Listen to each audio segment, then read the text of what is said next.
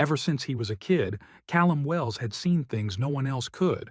Shadows that moved wrong, beasts with glowing eyes, and mages who blended in among humans like whispers in the dark. Monsters, magical creatures, and spellcasters hiding in plain sight. He'd grown up knowing the world was way bigger, way darker than anyone around him realized. Then one day, everything changed. Callum discovered that he wasn't just a witness to that hidden world, he was part of it.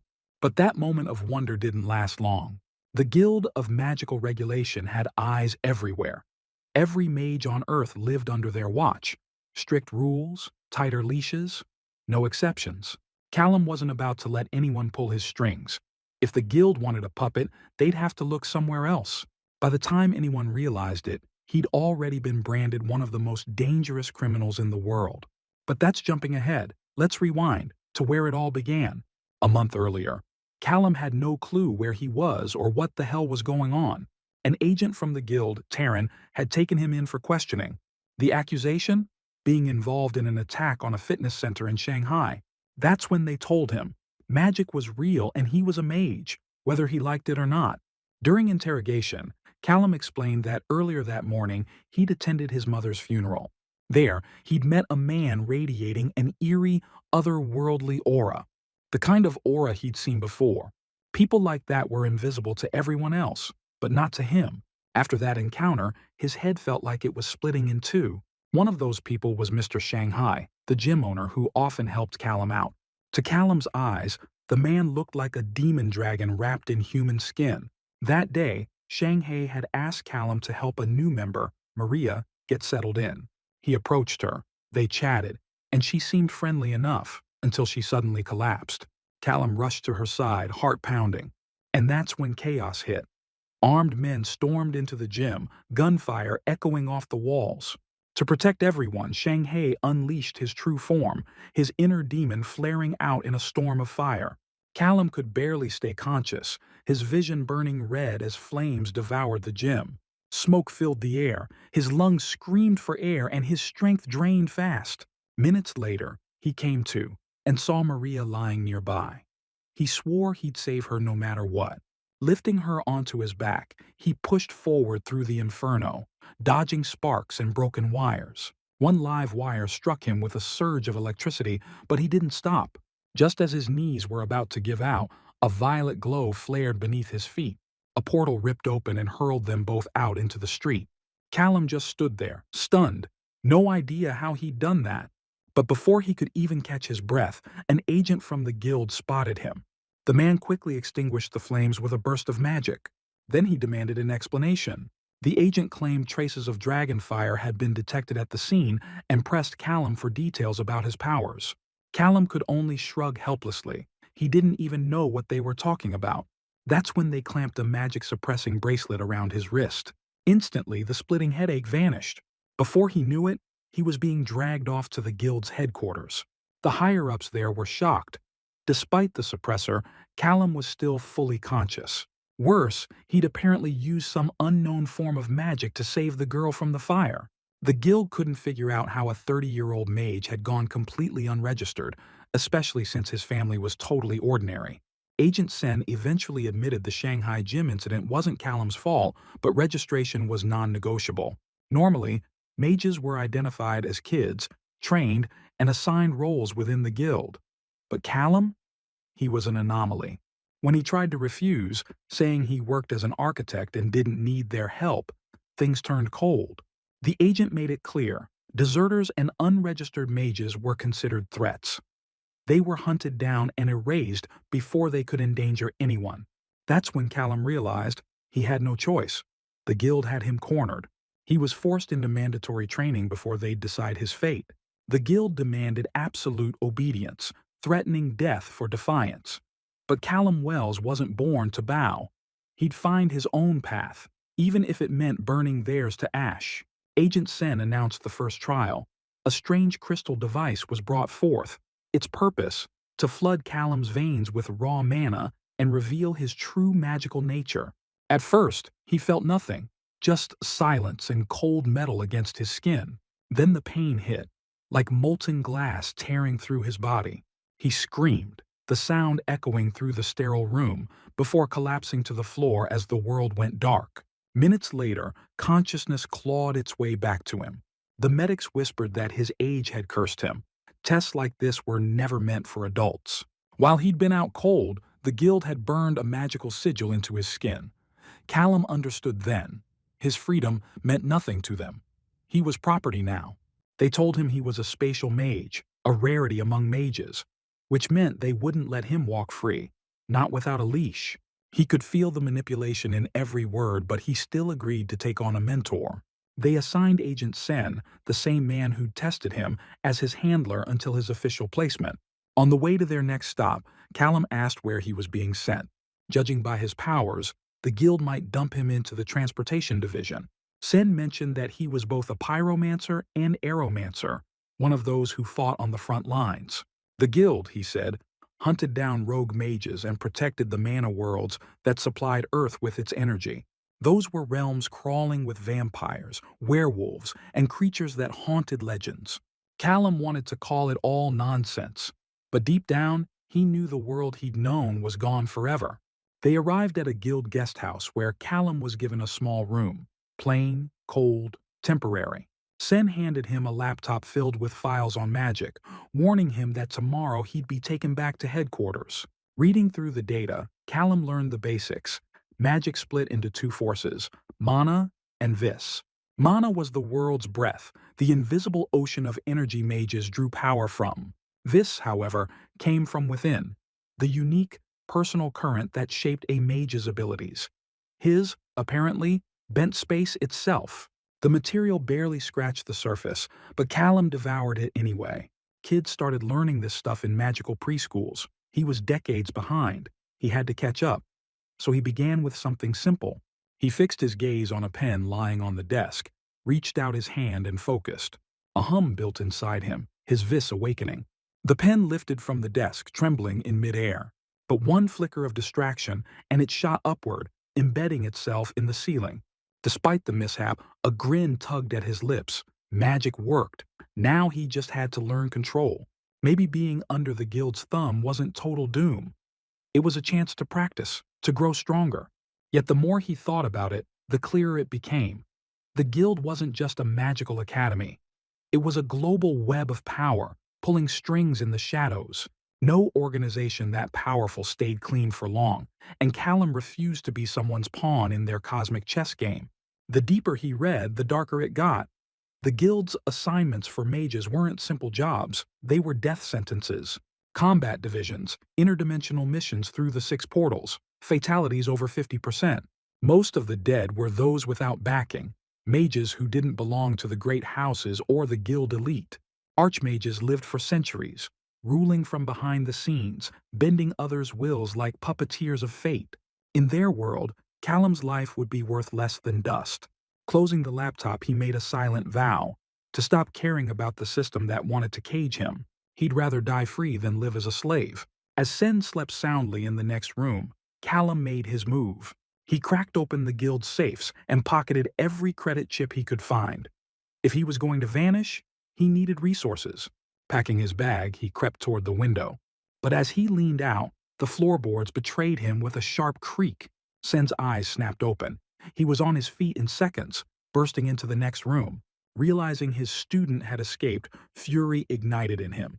Green light flared around his body, the air itself warping under the surge of mana.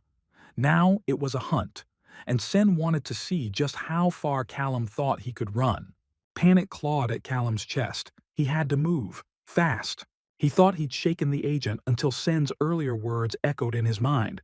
Pyromancer and aeromancer. That meant he could manipulate air, fire, and movement itself. The wind around Sen twisted into a vortex, lifting him skyward like a crimson storm. And in that moment, Callum understood. He never really had a chance to escape.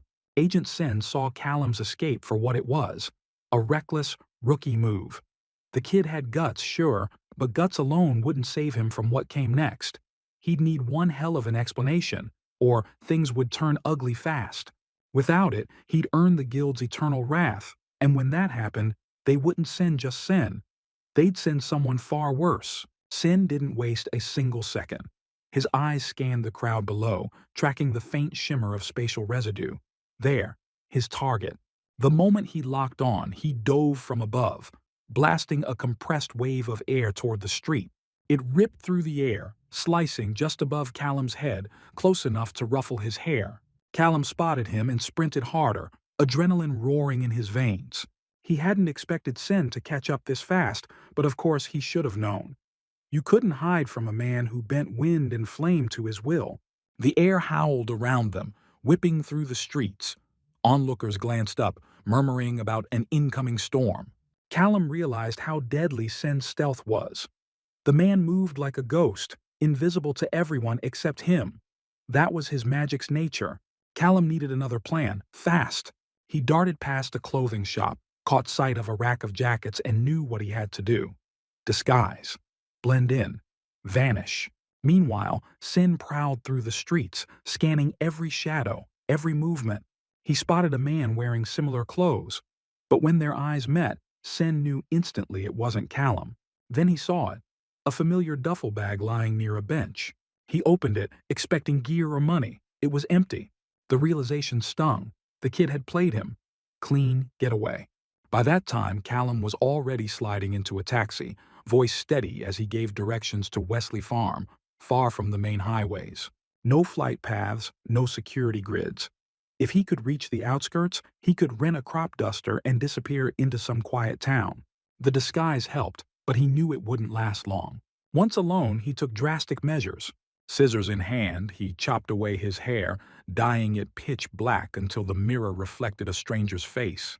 Then he headed to a black market magic pawn shop, a place that sold new lives for the right price. The shopkeeper demanded $2,000. Callum paid in cash and tossed in his guild-issued laptop to seal the deal. Minutes later, he walked out with fresh documents under a new name, Chase Hall. It wasn't perfect, but it was freedom. The guild wouldn't track Chase Hall, not easily. Back at guild headquarters, chaos erupted. Callum Wells had vanished into thin air, and no one could explain how. The agents had only placed sealing spells on the doors, assuming no one would be crazy enough to jump out a third-story window. They scoured the room, but no magical residue remained, proof that he'd simply slipped away. Archmage Duval was furious. A spatial mage with unregistered potential loose in the world? Unacceptable. Agent Jean tried to defend himself, explaining that he'd even sought help from vampires and werewolves, but negotiations had failed. He added that spatial magic was notoriously unstable, and maybe the boy just wanted a normal life. Duval dismissed the idea entirely. No mage walked away from power, not willingly. To her, Callum was already a criminal. Her aura flared like a storm. With a flick of her hand, she slammed Jean to the floor using raw mana, her voice cold and absolute as she ordered the search to continue. Under her breath, she admitted she hoped they found him soon, because if they didn't, she'd handle it herself. And if Callum Wells truly intended to live as a rogue mage, her duty was clear: capture and execute him without hesitation. Meanwhile, far to the west, a small, quiet town slept under golden sunlight. There, a man calling himself Chase Hall arrived with a simple goal: to buy a home and start over. Sheriff Arthur Langley and his wife Jessica greeted him warmly at the door. As Chase inspected the property, he noted its silence, its isolation. Perfect for disappearing. A peaceful place to rest, rebuild, and maybe pretend the world wasn't chasing him. Jessica asked, half joking, if he wasn't a bit young to be retiring already. He replied calmly that he just needed time to heal, to breathe again. The deal closed fast. The Langleys had been trying to sell for months.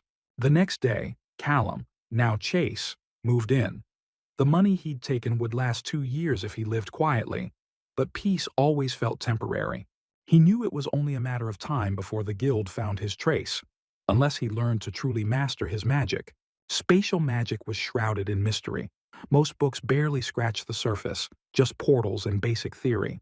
Without a teacher like Duval, progress would be slow, maybe impossible. Still, he tried. The first time he attempted to open a portal, it was pure instinct guiding him. On the second attempt, he steadied his breath, stretched out his hand, and focused. Space folded before him.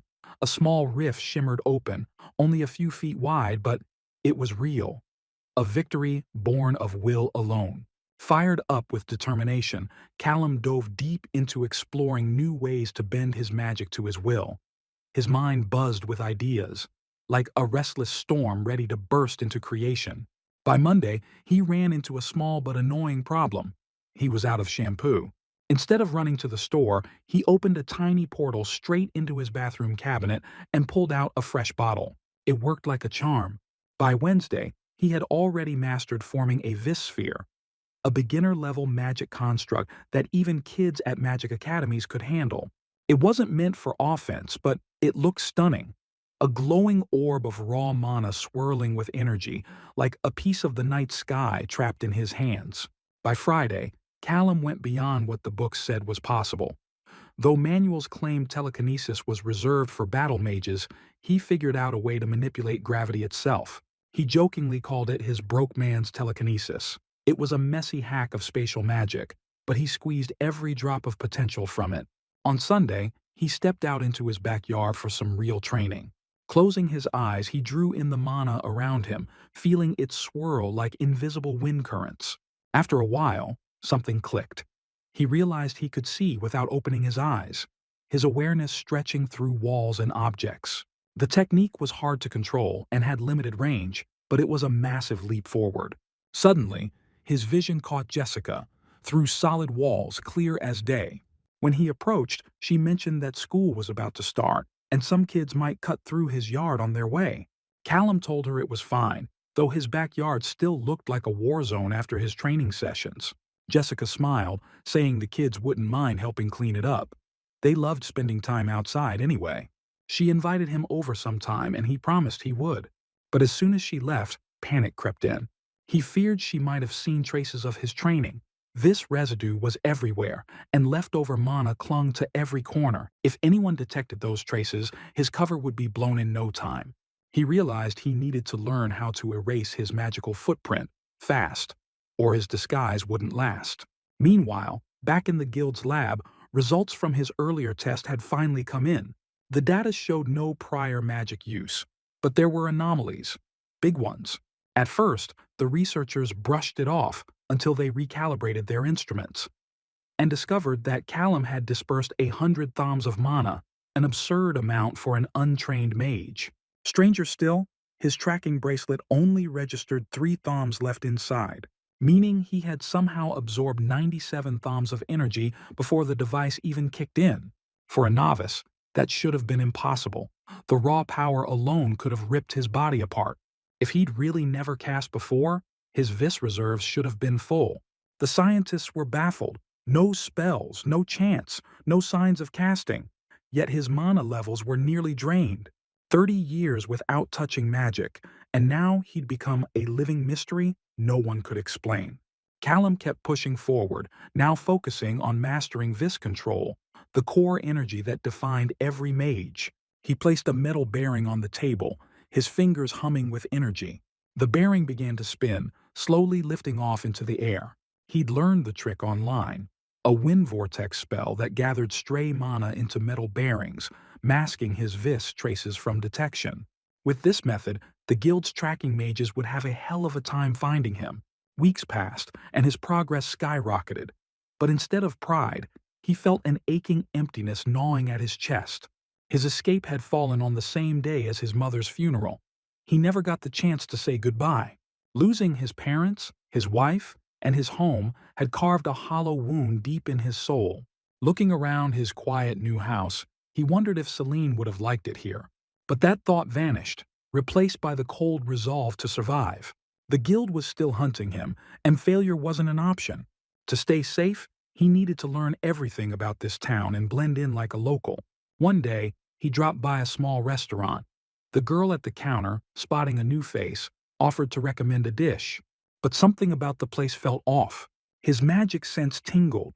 There was a massive basement beneath the building, way larger than it should have been.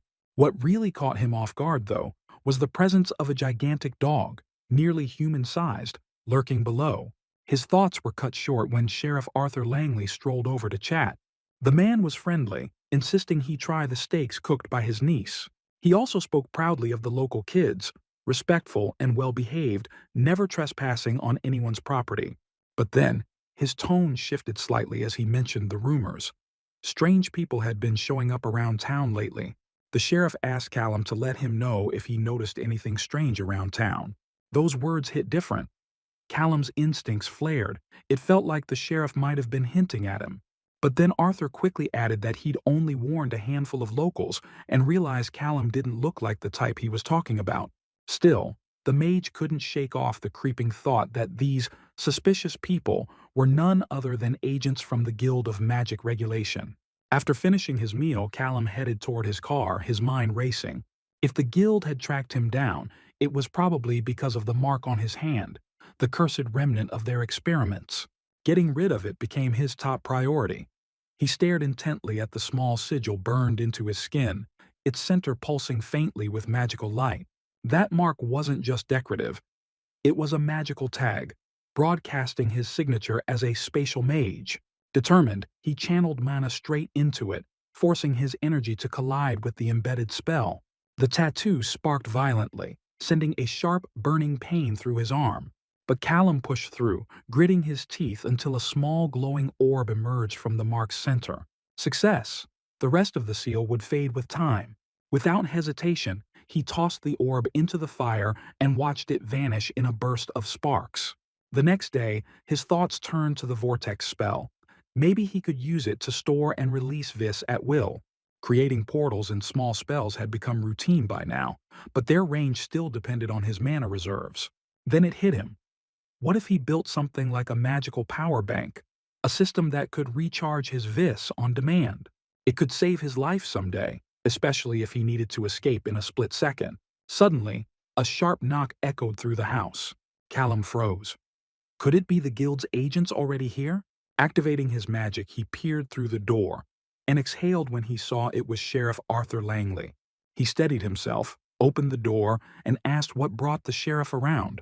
Arthur asked where Wells, Callum's new alias, had been the night before, around 3 in the morning. Callum's gut tightened. That night he'd already sensed something was off, as if the air itself was watching him.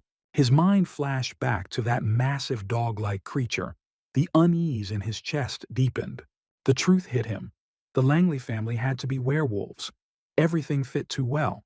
But another question burned in his mind. What had the sheriff really meant at the diner? Was he warning him or threatening him? Shaking off the thought, Callum tried to rest. But the peace didn't last. Strange sounds began whispering outside his window. He jumped to his feet, pulse pounding. Peering out, he saw a shadow, tall but too blurred to make out. Grabbing a flashlight, he stepped into the darkness. The yard looked empty, quiet, almost too quiet. Then came another sound, a faint rustle, followed by a sudden gust of wind. Panic took hold. He bolted back inside and slammed the door shut. The next morning, the sheriff came by again, calm but serious. He told Callum not to take offense. He just needed to ask a few things. Callum said he'd been asleep but asked what had happened. Arthur inquired whether Callum had any security footage, maybe cameras around the property. Callum explained he didn't have any. Besides, he thought grimly, with all the magic training he'd been doing in the backyard, a security system would have only made things worse. The sheriff then dropped the news. There'd been a murder nearby. Old Man Hardy had been found dead, and it looked like someone had broken into his house. Callum, trying to sound calm, said he hadn't seen anything, though he admitted hearing strange noises last night. He added that he thought it might have been an animal, but that was all he knew. Arthur thanked him for the info and said he'd check back if anything new turned up. The officers left, but the sheriff lingered in thought. Something about Callum didn't sit right, like the man was hiding something. Still, neither he nor the sheriff truly believed Callum was a killer. Yet both men knew deep down who might be behind it. Though Arthur prayed he was wrong. He remembered his tense talk with a vampire once, about the rule that no human blood could be spilled within Vinut's pack territory. The vampire had brushed him off, saying if one of his own died, it wasn't his concern. Arthur was convinced now. The vampires were responsible for the murder. They tried to act innocent, but creatures like that always left traces. Always. The vampire just shrugged, his pale lips twisting into a smirk of indifference. He claimed ignorance, saying no bloodsuckers from his crew had stepped foot on that turf. His tone dripped with arrogance, the kind that made even the shadows flinch. Arthur swore he'd drag them into the light, one by one if he had to. If the Vinute pack wanted to throw hands, he was ready. Fangs or claws, he didn't care. He'd face them all with the fury of a storm about to break. Rage flared in the sheriff's chest like wildfire. His fists twitched, trembling with the weight of a blow he desperately wanted to land. But the vampire's cold, unblinking stare froze him mid-swing. Gritting his teeth, Arthur ordered his deputy to take that creature away before his self-control shattered completely. Later, Arthur told Jessica the bitter truth. The vampires had started hunting civilians, and they wouldn't stop.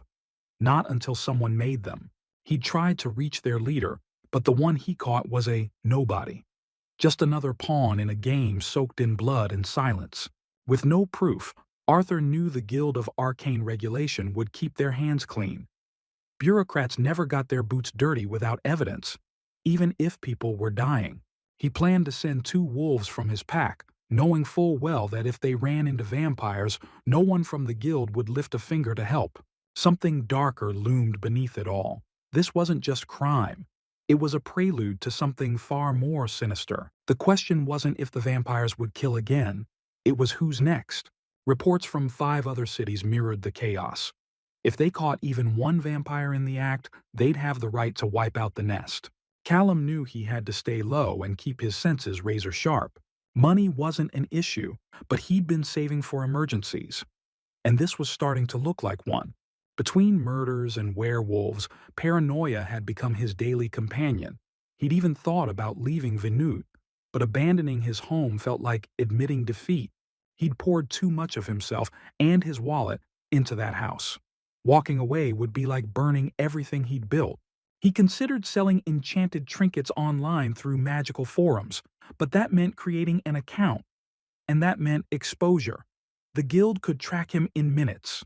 Besides, his enchanted bearings barely held a charge for 90 minutes. No one would buy junk that ran out of magic faster than a cheap flashlight, so he turned his focus inward. Strengthen the fortress, he thought. Maybe enchant the walls with gravitational wards strong enough to deflect bullets. But the magic slipped through his grasp. The spell collapsed after barely a minute. His power wasn't enough. Complex spatial techniques were locked behind the grimoires of Archmage Duval.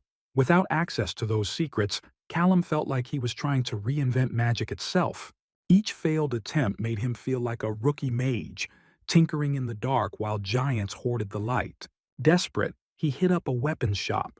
Steel might not rival sorcery, but at least it didn't run out of mana. A pistol and some ammo weren't ideal, but in a world where monsters walked free, it was better than bare hands. That's when fate threw him another curveball. Jessica and her daughter were there too, picking out a hammer. He asked if the recent murder had shaken them. The women said they'd known the victim, Joan, a kind soul from their church. Callum froze. He'd assumed the dead man was James Hardy. The realization hit like a blade of ice. Jessica's voice trembled as she revealed another horror, another murder last night. Callum felt the world tilt. If this was a serial killer, then Venut was standing on a knife's edge. 2 deaths in such a short span meant one thing. The next could happen before nightfall. Now he faced 2 threats: a supernatural killer on the loose and the guild, who'd send agents once the deaths drew too much attention. Either one could show up at his doorstep before sunset. He focused his mind, tapping into his spatial awareness to monitor the area. His senses stretched outward, weaving through walls and streets like invisible threads. Enchanted bearings spun in midair. His weapon was locked and loaded, and his perception expanded until he could feel the pulse of the entire town. Jessica was guarding the cafe, eyes sharp as daggers. Clara was heading toward the store, unaware of the shadow stalking her fate. The sheriff stayed at his office, brewing plans and anger in equal measure. But exhaustion hit Callum like a tidal wave, and the moment his guard dipped, he drifted into uneasy sleep. Morning shattered his rest, with Jessica's screams slicing through the dawn. Tears streaked her face as she ran toward Mr. Hall's porch, her voice breaking from panic. Callum didn't need words. His gut told him something had gone horribly wrong. When he asked what happened, Jessica's voice cracked as she shouted that they had taken Clara. His mind spun. He needed clarity, but terror clouded everything. Jessica's trembling words painted the nightmare. Vampires had ambushed Clara in an alley, their presence thick with malice. They surrounded her, their intent unmistakable, forcing her to follow into the darkness. Now she was trapped in their den, and Jessica was sure they were torturing her. She begged Callum to help, but he hesitated. Helping meant exposing what he truly was. Jessica had seen a glimpse of his real power once, before he learned to hide it. If she remembered that, things could spiral fast. Still, Callum told her to come inside. They needed to think this through before anyone else vanished. Vampires could strike again at any second, and facing them alone would be suicide.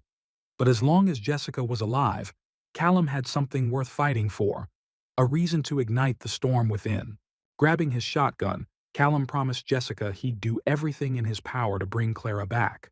But his tone was steady, soldier-like. He needed more intel before diving into the storm. Stepping outside, he felt the world shift. His spatial sense, that sixth sense pulsing with arcane rhythm, picked up something, off, lingering nearby like static in the air. The signal pulled him toward an old hotel, a decaying relic of another era. The anomaly was there. He could feel its distortion twisting through the space like a scar on reality itself. Jessica, her voice trembling but resolute, offered another path. Her family's help. She led him to a modest house on the edge of town, where Callum discovered her family's secret. They were werewolves, and most of them worked as local cops. The kind of irony fate loved to write. Sheriff Arthur greeted them, his patience hanging by a thread, frustration flashing in his amber eyes. Bringing outsiders into this mess was a dangerous play, especially when the Guild of Arcane Regulation could be watching from the shadows. But Callum didn't hesitate. He assured them he had no ties to the Guild. Not anymore. That calmed Arthur a little, though the tension in his jaw said he was still ready to snap. Soon, talk shifted to the vampires nesting in the old hotel. Their presence had poisoned the air for days. The wolves had felt it, the stench of blood magic clinging to the walls, but the Guild's restrictions kept them leashed. Arthur explained bitterly that no matter how brutal the vampires were, the pack couldn't act without proof. If they struck first, the Guild would brand them as aggressors. It was a deadly chess match. One wrong move could doom them all. Callum decided to cut through the politics. He focused, summoning his spatial perception to locate Clara. Within moments, he sensed her. Trapped in one of the hotel's rooms, her life force flickering like a candle in the wind. The vampires claimed she had come willingly, trying to twist truth into mockery. But that only fed Arthur's fury. The sheriff's eyes burned. He vowed to save her and end this nightmare. Once Clara was safe, he'd summoned the best pack from miles around to erase every last vampire from Venut. Callum then asked the crucial question. How exactly were they planning to kill them? Arthur explained, weapons made of mordite could halt a vampire's regeneration. Otherwise, the only way was a clean shot, head or heart. But mordite was rare, and bullets moved slower than vampires. That made every fight a dance with death. Jessica turned to Callum again, her voice trembling but brave. Was he truly ready to fight? He nodded with quiet certainty. He'd bring Clara back, but first he needed time and a few special preparations. Sheriff Arthur led him into a soundproof chamber beneath the station, a sealed room, built for containment and secrecy. It was perfect, a space where no magical signatures could leak, no eyes could pry. Callum requested something odd, pillows. They were vital for the ritual. Arthur didn't get it, but he gave the order anyway, granting him 5 minutes. Callum knew what was at stake. If he failed, it wouldn't just be his problem. The wolves, the guild, they'd all pay the price. And if the vampires found him first, his death would be slow and merciless. Meanwhile, inside the vampire den, silence ruled. They felt untouchable, certain that the wolves wouldn't dare act without guild approval. A mage among them sneered confidently, assuring the others that her surveillance spell was still active. No one could sneak past her wards unseen. Then the air behind her rippled. A portal tore open, and through it stepped a shadow with a shotgun. The blast thundered through the room.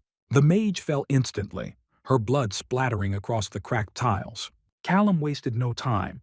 Using his mastery of space, he opened portals right beside the vampires' heads, firing precise shots through them without ever revealing his position. Each blast was clean, lethal, and final. An unseen hunter dismantling his prey. Through the chaos, he found Clara, chained, her magic dim, fading fast. The drain on her essence made teleportation risky, but he had no other choice. His body trembled as he forced the spatial current to bend, pulling her through the void. In a flash of light, she appeared in the soundproof chamber, safe but barely conscious. Callum rushed to her, checking her pulse, ensuring she was still breathing. Back in the hotel, panic erupted. The surviving vampires screamed and scattered, unable to pinpoint their invisible assailant. But Callum didn't stop. He kept weaving portals and firing, each move colder, faster, more precise. His mana was burning out, his vision blurring. But he wouldn't quit until the last monster fell. Outside the chamber, Arthur and Jessica waited, every second stretching into eternity. 45 seconds later, when silence finally fell, they burst in and saw Clara lying there. Jessica collapsed beside her sister, shaking but alive with relief. Arthur stood frozen, awe cutting through his rage. It was over, faster than anyone could have imagined. Callum, pale and trembling, stated what they all hoped to hear. The vampires were gone, but he added that they'd better call the fire department. The battle had set the hotel ablaze. Arthur studied him closely. Despite the carnage, there wasn't a trace of magical energy radiating from Callum. It was as if the young man had erased every echo of his own power, a ghost who burned monsters and vanished into silence. Only later did he realize that Wells had been using a concealed magic amulet, a relic designed to hide his true power from everyone's eyes. The kind of trick only a seasoned spellcaster could pull off without leaving a trace of energy behind. Callum was heading toward his car, ready to disappear into the night, when Jessica caught up to him. Her footsteps echoed across the empty parking lot, chasing after his fading silhouette. She looked a little flustered, her face carrying both gratitude and hesitation. With a quiet intensity in her eyes, she thanked him for saving Clara, her words trembling between relief and awe. Then, without warning, she leaned forward and placed a soft kiss on his cheek. A fleeting spark, gone in an instant, but enough to send a strange warmth through the cold air. Before he could even respond, she turned sharply and walked away, her steps quick and deliberate, leaving him standing alone beneath the flickering streetlight. The sheriff returned to his pack of werewolves, the scent of smoke still clinging to the night. Pulling out his phone, he called Alpha Chester to report that the vampire crisis had been handled. Chester was stunned. The pack hadn't intervened directly. How could the problem already be solved? His tone turned sharp, demanding every detail. Arthur explained everything. How a strange young man had stepped in, wielding powers that defied classification, saving them all before vanishing into the shadows. The sheriff confessed he wasn't sure if Callum was a mage, a werewolf, or even one of the Fae. All he knew was that the guy's actions had turned the tide. Chester ordered Arthur to keep an eye on this mysterious stranger. If Callum was truly a mage, then trust was a dangerous luxury they couldn't afford. Still, deep down, the pack knew they owed him a debt. A life debt that ran thicker than blood, even if they had no idea who he really was. The next morning, Callum stood under the shower for what felt like an eternity, the water pounding against his skin like a storm trying to wash away the past. But no matter how long he stayed there, the grime wouldn't fade. Not from his body, not from his soul. The images of the dead vampires kept flashing before his eyes. They were monsters, yes, but also living beings. And he had ended them without a flicker of hesitation. Why had it been so easy? And why, now, did guilt claw at his chest like a beast that refused to die? He'd barely begun studying magic, yet he'd already taken down an entire nest of bloodthirsty predators. If he truly wanted, he could become a villain so powerful the world itself would tremble before him. Maybe the guild was right to put limits on mages. Maybe the world needed chains for people like him. But then Clara would still be trapped in that hotel. He kept telling himself he'd done the right thing. Yet the memory of those lifeless eyes kept tearing at his conscience. The raging fire had consumed the hotel, leaving nothing but ash and silence behind. Every trace of what happened gone, except for Langley. The sheriff had seen too much, knew too much. If Callum had been smarter, he would have pulled it all off without Jessica or the wolves. Clean, quiet, invisible. Now, though, his only choice was to leave Venuta, even though part of him wanted to stay just a little longer. Meanwhile, agents from the Guild of Magical Regulation arrived in town. The mage Ray Denforth and the Fey investigator Felixia Black. Sheriff Arthur greeted them with forced calm, hoping they'd bring order to the chaos that still hung in the air like smoke. When Ray asked about the hotel incident, Arthur explained that his men were still sweeping the area and that several bodies were ready for examination. In the morgue, Denforth studied the corpses closely, his expression grim and calculating. Every wound was identical. Too precise, too efficient. The work of a professional killer. The sheriff quickly assured the agents that the wolves weren't involved. They still couldn't explain how those wounds had been inflicted. Felixia raised her hand, summoning a faint shimmer of fey magic to replay the victim's final moments. Her fingers trembled as fragments of memory flickered through the air like shards of glass. Half seen, half felt. The vampires hadn't even realized what killed them. One died in his sleep. Another never heard the gunshot. Only one of them retained a flicker of consciousness, a flash of fear, a shadow of the killer, but no clear image. Ray concluded that whoever did this was extremely dangerous, and they'd need to stay in town to uncover the truth. The sheriff offered them a place to stay, insisting that no one local had the power or skill to pull off a massacre like that. The agents exchanged glances, silent agreement. They'd dig deeper themselves, find out whether this was the work of an outsider or something darker hidden in Venuta's heart. Callum, unaware of how close the hunters were, examined his haul from the vampire den. The stash contained pistols, shotguns, ordinary weapons, but the ammo was something else entirely. Silverite, mordite, corite, each designed to tear through werewolves, vampires, even fae. He kept them all. Tools of survival for whatever came next. Among the loot were also 100,000 in cash, a few gold bars, and strange ceramic plates covered in runes. Callum guessed they once belonged to a mage, though their purpose was still a mystery. Everything he'd found could prove useful. But right now, his priority was fortifying his defenses and preparing for the storm he knew was coming. Then came the creak of a door opening, a sound that froze his blood. Someone was inside the apartment. Callum went still, heart hammering in his chest. Had they already found him? He quickly hid the loot, every weapon, every coin, making sure nothing incriminating was in sight. Then he opened the door. Jessica and Clara stood there, nervous but smiling, like ghosts from the night before. Their faces carried traces of fatigue and tension, but the relief in their eyes was genuine. Jessica, unable to hide her concern, asked if he was planning to leave. Rumors about his disappearance had already begun to spread across town. Clara explained that they'd come to warn him. The guild agents had arrived, and they were already digging deep into the case. Callum's brow furrowed. They'd shown up sooner than he expected, much sooner. Before he could say anything, Clara ran up and hugged him tightly, her small frame trembling with gratitude and unspoken fear. She swore that without him, she'd be nothing but a ghost fading into the void. Callum stayed ice cold, reminding them he hadn't been at the hotel, and they'd better stick to that story. They brought him food from their cafe, knowing stepping foot there again could get him burned. Callum reluctantly let them in, his eyes sharp as blades, demanding every scrap of intel on the agents. Clara said her father had met them that morning.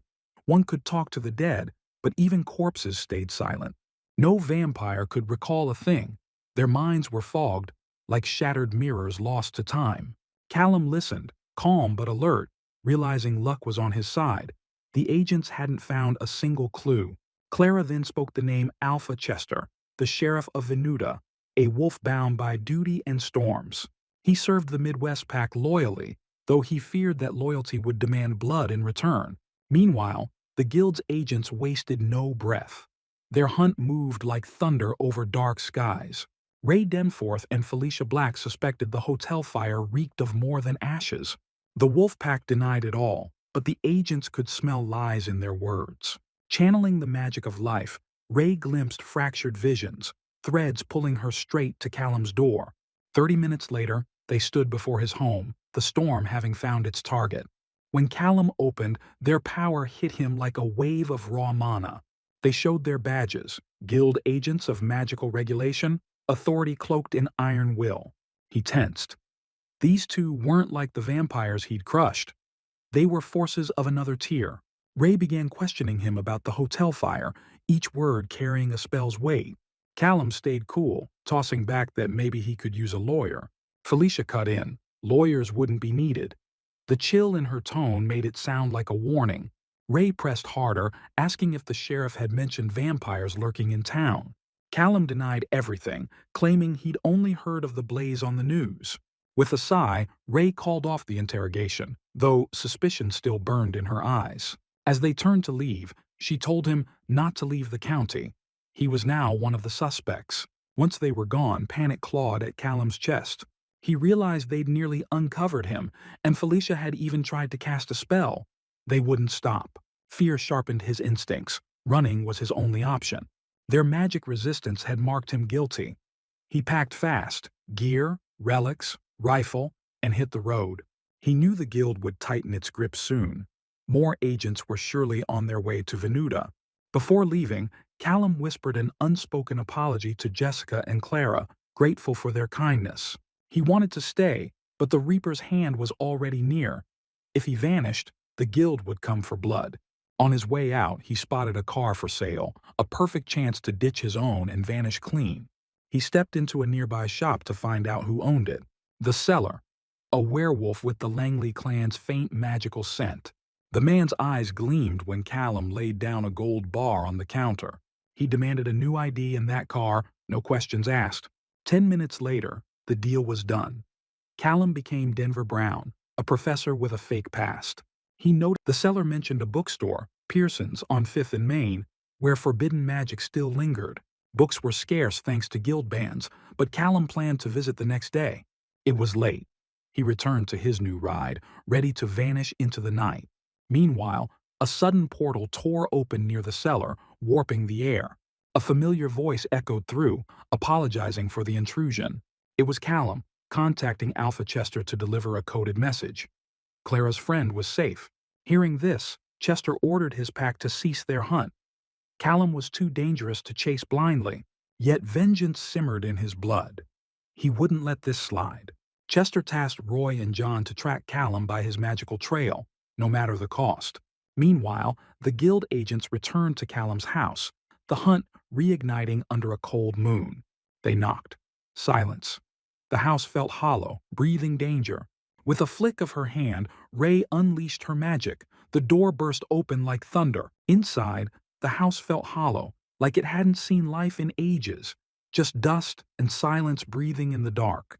The backyard was empty too, no trace of movement, just wind whispering secrets. During the search, they found a weird metal bearing hidden beneath the bed. It carried a rough enchantment, but the metal itself refused to hold any magical imprint. That hinted Callum was either a mage or had deep ties with one. Felicia examined it closely, noting that even if he wasn't a caster, someone close to him sure was. Ray pondered whether Alpha Langley might know something about that strange piece. He suggested putting out an alert for Callum's car and heading to Langley for answers. Callum woke up in his car around noon, sunlight burning through the windshield. After endless stress, it was the first night he'd actually slept deep and dreamless. But rest was a luxury. Guild agents were closing in with every ticking hour. He hoped the wolf from the shop hadn't lied about the books. Knowledge was his only weapon now. The bookstore looked old, small, and painfully ordinary, just another corner relic. But the moment Callum stepped inside, he felt it. Dust, age, and a faint pulse of magic. It looked mundane, yet he sensed a hidden section beneath that harmless facade. The shopkeeper behind the counter gave him a cold look, words sharp as dull blades. Expecting no help, Callum drifted along the shelves, hunting in silence. The selection was trash, cheap fantasy novels with jacked-up prices. Still, One book caught his eye, a treatise on magical defense, old but promising. As he cracked it open, the shopkeeper snapped that reading came only after buying. Callum seized the moment to ask if there were books for beginner mages. The man smirked, saying no, but his tone shifted when he heard Callum was a professor. With a lazy snap of his fingers, magic stirred the air. Several books floated up, manuals on focus, magic houses, and beginner portal craft. Callum bought 4 of them, dropping over $1,000 without flinching. Yet as he left, frustration gnawed at him. The prices were robbery, and the man kept the change. Meanwhile, the werewolves hunting him pressed on, relentless as shadows.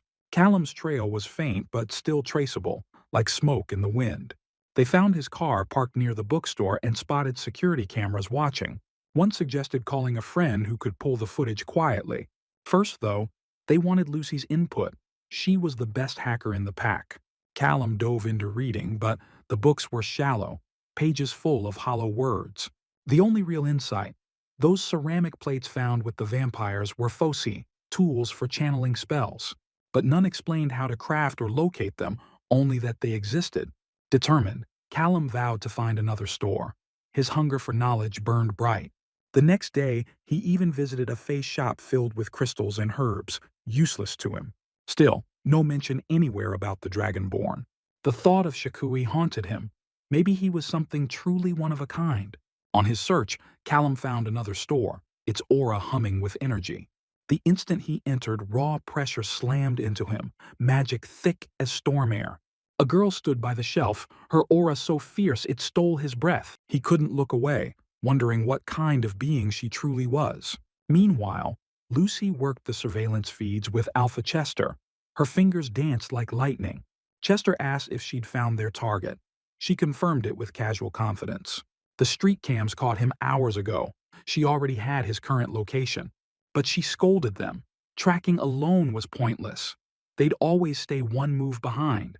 Instead, she said, they should ask not where he was, but where he was heading. Lucy reminded Chester his team had done solid groundwork, questioning every shop owner. The pattern was clear. The man was obsessed with books and learning. Watching highway cameras, Lucy smirked. Her theory checked out. He was moving south. Lucy dropped her report like a pro, adding that Roy had mapped out every spot the guy could crash at. Word was Professor Denver Brown had holed up in another bookstore, this one run by a werewolf. Chester thought for a second, then told her to warn the team. No contact. He wanted Brown to come to them. Lucy grinned. The boss finally caught up to her wavelength. Callum's mind spun in circles. Should he really mess with Alpha Chester? It felt insane, but deep down, he knew. No other path left. If Chester was this close, stealth was already dead. A single call might shift the board and show his next move. In an old phone booth, Callum finally dialed. To his shock, the line clicked fast. The Alpha had been waiting. He greeted Mr. Brown but demanded to be called Mr. Hall. Grinding his teeth, Callum asked what they actually wanted from him. Chester reminded him about saving Clara and hinted that Venuth wasn't the only bloodsucker nest. Callum, cold as steel, said he wasn't a merc, but the mention of a reward froze him. Chester offered no cash, only access to the guild's classified archives. That was worth more than gold for someone just trying to survive magic's chaos. Chester sweetened it. A meetup with a real mage expert if Callum agreed. Holding back his temper, Callum asked what the catch was. Chester explained, 4 cities on the brink, vampires twisting politics to shatter his control. Protecting all 4? Almost impossible. Callum doubted he could pull another miracle. The guild nearly bagged him last time. Chester said time was bleeding out and offered to leave full details in a note. When Callum asked how they tracked him, Chester just laughed softly. His people had followed the scent, then matched it to his pattern. The book obsession gave him away. A trash bin nearby held a sealed folder. Inside, everything: vampire data, mission brief, target maps. Back in the car, Callum flipped through the pages. It wasn't a file, it was a damn encyclopedia. Some cities were over 1,300 clicks apart. The mission sounded impossible for one man. But then, a spark. A dangerous, brilliant idea. If he could master short-range teleportation, even rough, he'd own the battlefield. He thought about his gravity powers. Maybe he could fly. Risky as hell, but running wasn't an option anymore. He focused, drawing raw energy into his core like a storm collapsing inward. The magic roared, lifting him off the ground. For a heartbeat, perfect balance. Then the power snapped loose like a broken cable. The world spun, and he smashed into a tree with bone-rattling force. Pain flared, but nothing fatal, just another scar for the collection. He stood, breath ragged. Without control, this power was a curse, not salvation. But the solution flickered at the edge of his thoughts. A new way to stabilize it. Meanwhile, guild agents combed the forest inch by inch. One of them spotted something odd down in a ravine. Beneath a mess of fake branches, a car. Felicia Black peeked inside. The interior was spotless, too spotless. But the broken branches and fresh footprints screamed. The target was close. Callum found a motorcycle, charged it with gravity magic, and blasted off like a comet. The spell wrapped around the engine, turning it near invisible, eating miles in seconds. Now that mobility wasn't an issue, he aimed for one of the vampire hives. Half an hour later, he rolled up to the site. Chester had given him local alpha contacts, but Callum chose to go solo. Fewer risks, cleaner work. He activated his mage sight, scanning for the source. A cinema glowed like a beacon, drenched in dark energy. He counted 9 vampires and 1 earth mage among them. Magical shields wrapped the place, strong but only from the inside out. Getting past the outer edge was easy. Breaking in without raising hell, that was the real challenge. The vamps were the real nightmare. Faster, stronger, deadlier than anything he'd ever faced. His thoughts froze as something inside the building caught his eye. A 10th vampire, carrying a little girl's body like a trophy. Rage burned in Callum's chest. Those monsters and their mage allies disgusted him. They'd pay. Grinding his teeth, he contacted Alpha Chester and accepted the deal. He needed a plan. Fast, clean, invisible to the guild's watchdogs. His mind flickered to Gale, the mage girl he'd met in that quiet bookstore. They'd studied spell plates together, and this time, she'd actually pulled it off, channeling power into the plate. She made the book float mid-air like it had a soul. Their small victory lit a spark. They'd promised to meet again next week. Callum checked his gear and reviewed his plan. The vamp nest had to burn, and he knew exactly how to make it happen. Tomorrow, those creatures would be nothing but ashes. He refused to repeat the hotel disaster. No guns this time. He had something better. Thermite, a metal oxide and aluminum mix, the same stuff used to weld train rails. Once lit, it burns hotter than hellfire, over 2,000 degrees C. Just the thing to melt vampire flesh down to dust. The best part? He could craft it from scrap. Rust from pipes, shredded foil. Mix them 3 to 1 and boom. Instant destruction. Stuff it in a soda can and you've got yourself a homemade grenade. Callum had built over 100 already. More than enough for one nest. He'd stashed them across safe spots, carrying only a few at a time. Now he needed a heavy object for the next phase. A glance around, the perfect rock caught his eye. Inside, 2 vamps were whining about the movie being trash. Then, a portal blinked open beside them. A bomb dropped through, exploded, and flames devoured them in seconds. The others heard the blast and moved fast. But then, sprinklers erupted from the ceiling, drenching everything. The nightmare was just getting started. Another portal shimmered above one vamp. Another bomb fell. The explosion wiped out several more in an instant.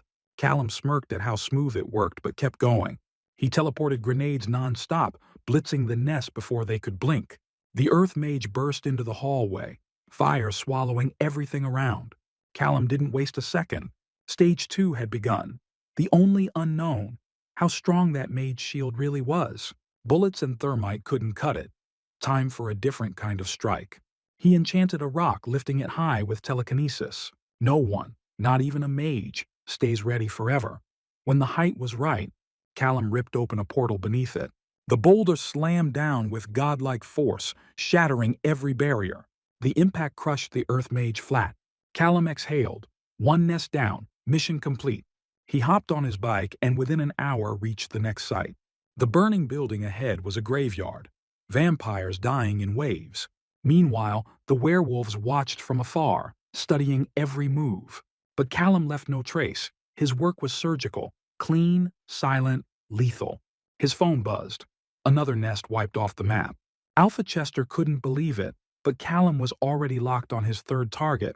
He activated his piercing vision, scanning every corner. A dozen vampires, one heavily shielded mage, counted. But there were two more. Just regular humans, powerless and scared.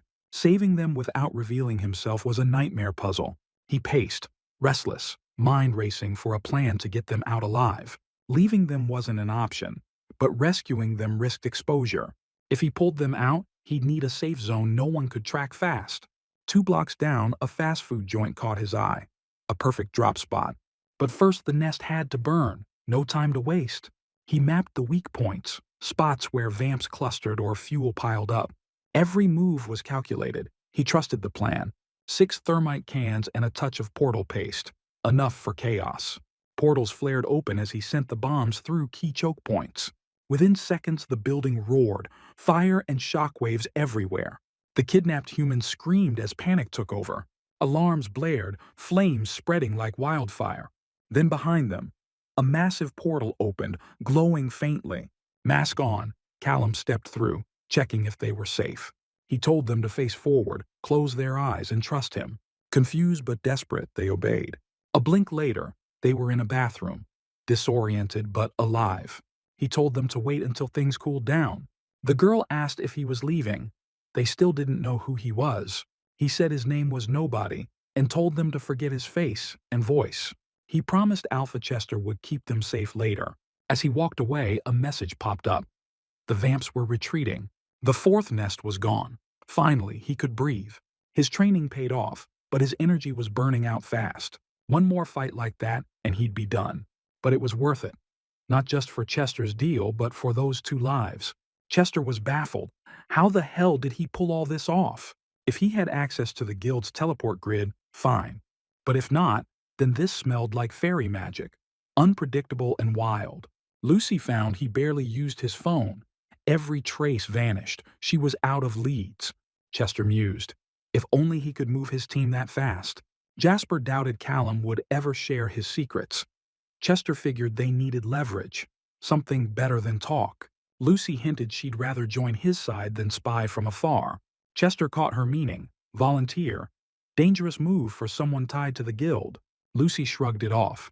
The guild didn't care about non-mages. She could work both sides. Suddenly, the phone rang. Chester picked up. Antoine on the line. The vamp ordered him to call off his people. The nest attacks broke the truce. Chester denied everything. None of his wolves were near those zones.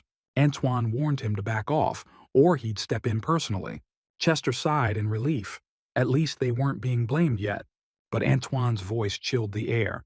He'd find whoever Chester hired and make them wish the guild had killed them first.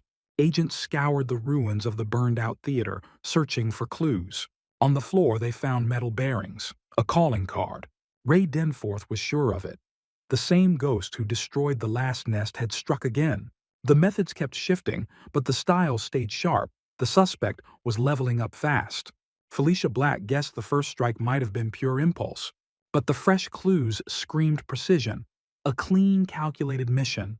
Ray noted the ambush felt pro-grade, suggesting a chat with Alpha Chester since all hits landed on his turf. If Chester had no answers, the next leads were Antoine Levine and Reveb, power players tied to the mess. Ray believed the Fae could hold key intel, judging by the eerie signature of each kill.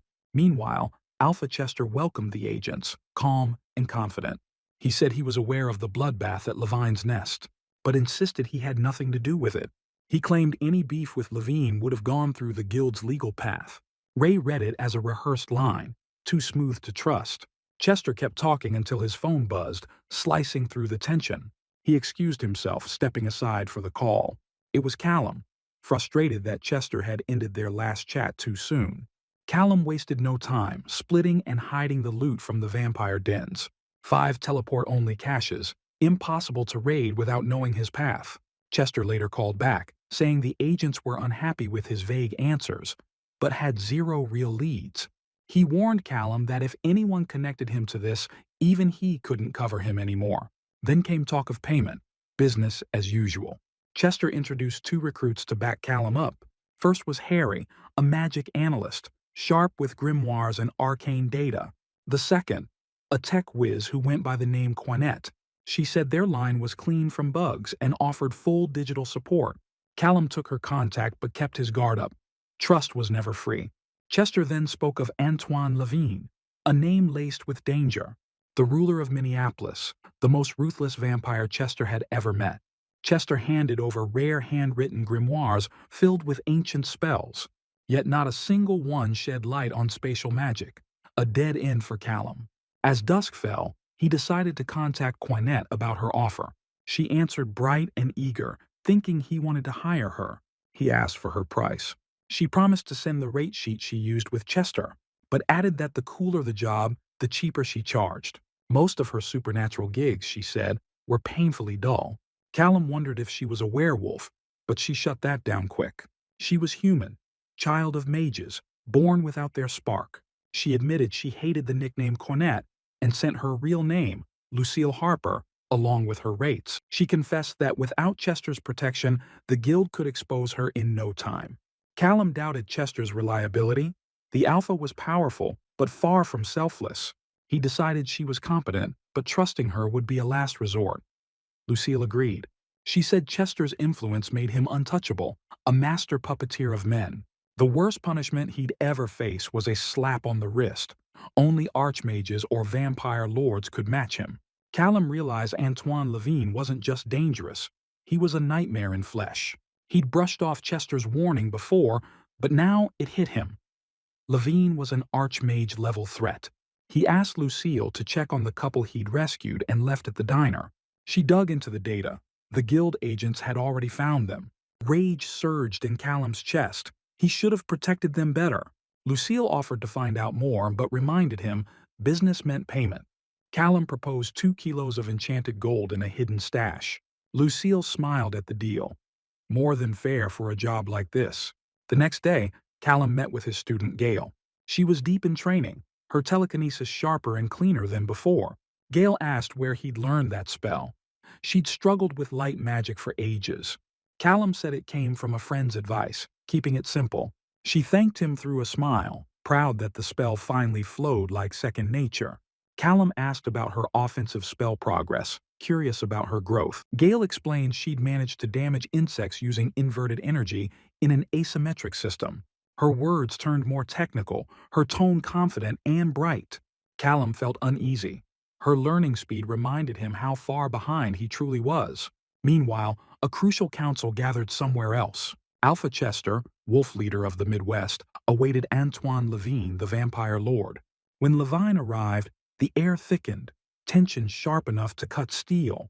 Levine mocked Chester, calling him a mutt beneath his rank. Both barely kept their rage caged behind cold words.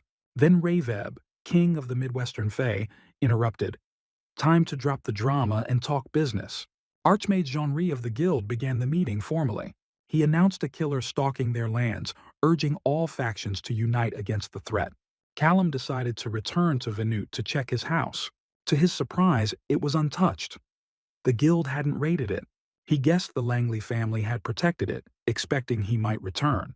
His stashes of gold and cash were still there, untouched and gleaming. He took what he could carry and left the rest for future use. Costs were piling up fast. Hiring Lucille and buying enchanted gear drained his funds. He planned to leave town quietly before trouble sniffed him out. But before leaving, curiosity broke through his discipline. He went to the Langleys' home needing to see they were safe. Using spatial sight, he saw them in a cafe nearby. Arthur chatted calmly with Jessica. Clara looked brighter, though her nightmares hadn't fully faded. Jessica still struggled to remember what happened. Vampire spells left her mind hazy. They spoke about their luck, grateful Callum had saved Clara. Then a motorcycle roared outside. Jessica ran to the yard, spotting a rider she couldn't recognize. Callum knew he was too close, too visible. To keep the Langleys safe, he had to vanish from their lives again. Staying near them meant the guild would find them, and him, eventually. Later, he discussed teleport circles with Lucille. She was shocked he didn't know their locations. The guild used them constantly. She promised a list of public circles but warned private ones were locked tight. Callum learned the guild could travel hundreds of kilometers through them. His own teleport range, just 150 meters, felt like a cruel joke. Lucille mentioned one circle hidden in a mattress store. Magic in plain sight. Callum realized how guarded these circles were. Stealth was his only play. His teleport left a faint signature that could be tracked, though it faded before agents arrived. But Jessica once sensed his presence right after he warped, a flaw he couldn't ignore. Improving teleportation became his new obsession, key to surviving what's ahead. Hiding behind a tree, he activated his spatial sight and found a portal's shimmer. The distance blurred its details, too far to decode its structure. Knowing these circles were crafted through intricate magical blueprints, he began sketching. He had to get closer to uncover how the guild built and powered their transport system. With the diagram complete, Callum summoned his own gate and stepped through, ready for what came next. The talks between Chester and the vampire kept dragging on, the tension so thick you could slice it with a blade of mana. Chester asked if Antoine Levine really believed the killer was real. Levine was sure of it, and swore that beast worked for the werewolves. Chester shut that down hard, denying every bit of it like his life depended on it. But Levine snapped, demanding Archmage Jean-Ry publicly call out Chester for stirring trouble instead of solving it. Rawweb, the Fairy King's rep, cut in cold, saying this wasn't up for debate, and the vamps were just making a scene. He warned them not to go throwing accusations unless they had something solid to back it up. Jean-Ry stepped in, reminding everyone that the vampire nest attacks were still under investigation, and the werewolves were officially cleared.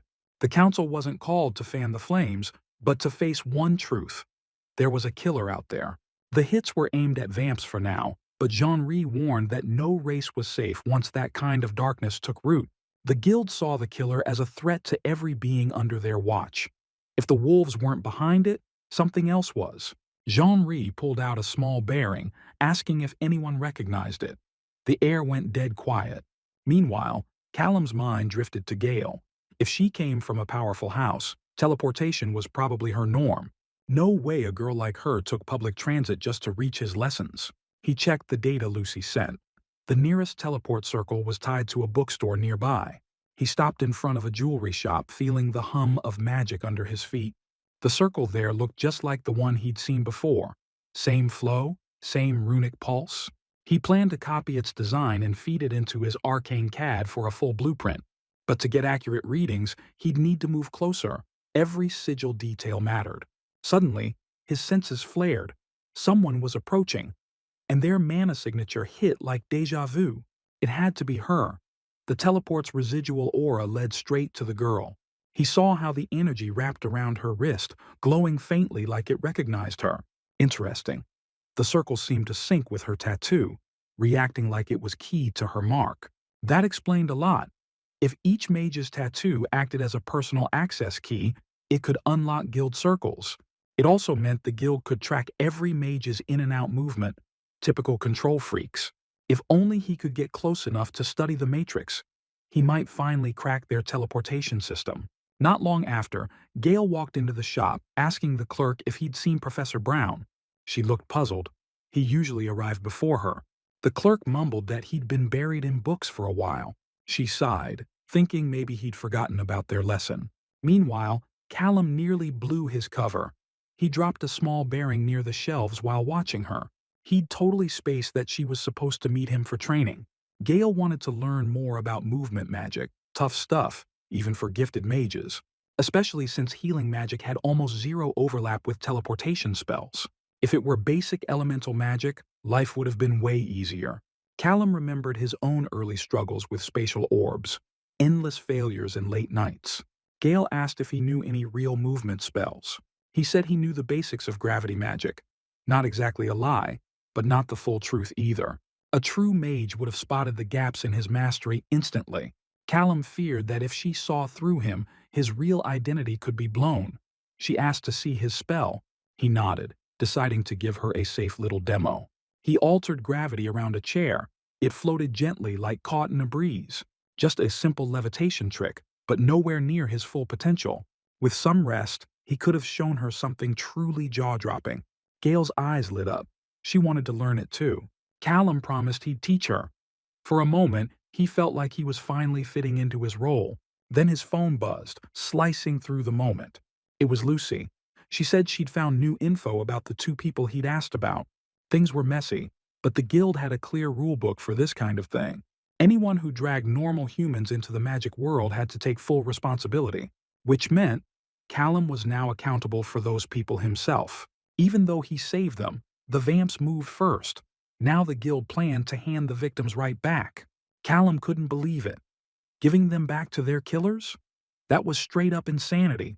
But the guild only cared about one thing: rules above reason. Furious, he demanded Lucy send every name and location tied to the vamps and guild agents while opening a new portal. Lucy caught on fast.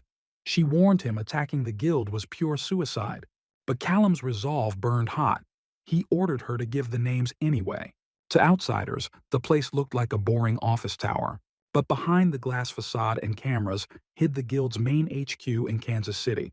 Standing before it, Callum took a deep breath, weighing every move. She hesitated. This kind of dig was risky even for her. She knew he was furious, but assured him she still had his back. Still, his plan to storm the guild's HQ felt like walking into death's arms. Callum couldn't abandon those innocent people to their fate. The guilt hit deep. If he'd taken them somewhere else, none of this would have happened. Now, to protect what mattered, he had to set things right. Lucy told him to think smart. She reminded him that others depended on him. He couldn't throw it all away for revenge. Callum agreed, but insisted she send the agent list anyway. The more he knew, the better he could strike. Knowledge was power. Lucy promised she'd handle it, but urged him to stay cautious. Later, he thought about how much he owed her. Lucy had his back when no one else did. But before taking on the guild, he needed to sharpen his power, strengthen his magic. He swore they'd pay. Every one of them would face the storm he was building. The next day, Jasper hit him with a strange question about young mages. He asked why Callum was so curious about kids showing early magic, and those who never awakened. Jasper, not being a doctor, guessed it came from low mana or weird energy imbalances.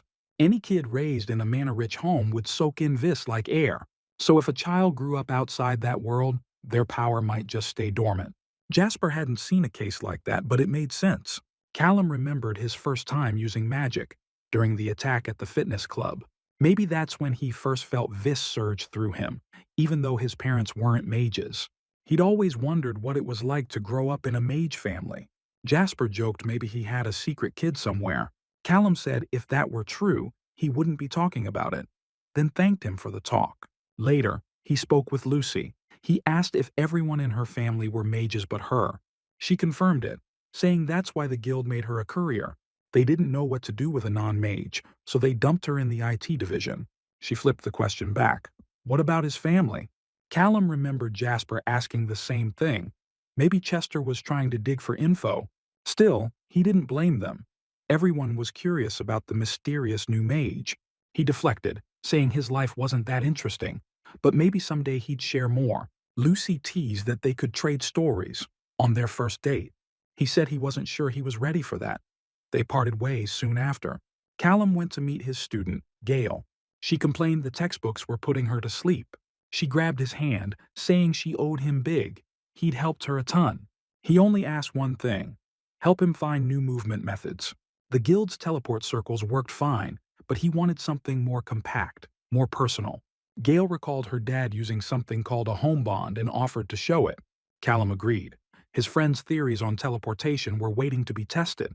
Gail guessed one of the runes screamed teleportation and asked if his buddy was some space-bending prodigy. She warned him. Leaking that kind of secret could wreck lives if the master caught wind. The guild watched spatial magic like hawks circling prey.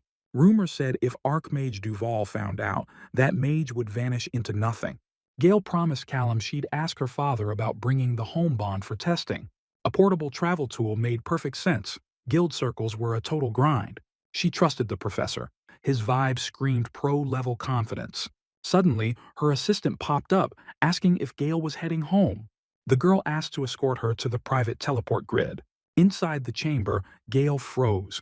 Every portal was loaded, an impossible sight for a private line. The assistant whispered the guild had gone into overdrive lately. So many mages were warping through that the network was overheating. Gail stepped into the light and blinked home. Her butler, Jamerson greeted her with perfect posture and calm eyes.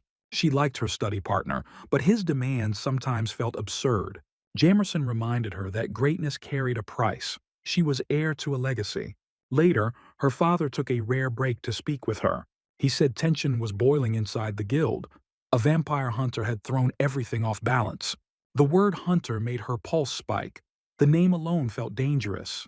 She mentioned that her grandfather, Archmage Hargrave, might visit soon. While talking, she asked her father for permission to borrow the home bond for research. He said only archmages could touch that relic. It was Duval's own creation. Yet, for his daughter, he agreed, warning her not to awaken its core. A week later, Gale met Callum again and handed him the home bond.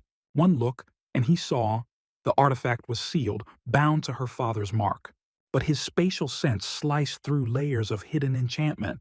The system inside was wild, complex, elegant, but possible to rebuild. Meanwhile, guild agents hunted the vampire slayer, chasing shadows again. Interrogations of shifters, fae, and vamps all hit dead ends. Investigator Ray Denforth figured the perp would slip up sooner or later. He thought the hunter wasn't killing for pleasure, but for someone close. Felicia Black added her theory. The hunter had allies, unseen but active. If one of them cracked, the whole network would collapse. After a few failed engraving attempts, Callum's hands finally stopped shaking. The last spark hit. The device was done. If it worked, he'd hold a living, breathing home bond in his palm. All that remained was to fill the ring with vis. As it charged, light pulsed, then space folded in on itself. The next instant, he crashed into his bathtub with a splash and a curse. Not the smoothest landing, but it was a solid win. Just a couple of days and he'd built a working teleporter. He realized then, spatial magic wasn't just complex, it was infinite. Duval kept every spatial mage under her cold iron grip.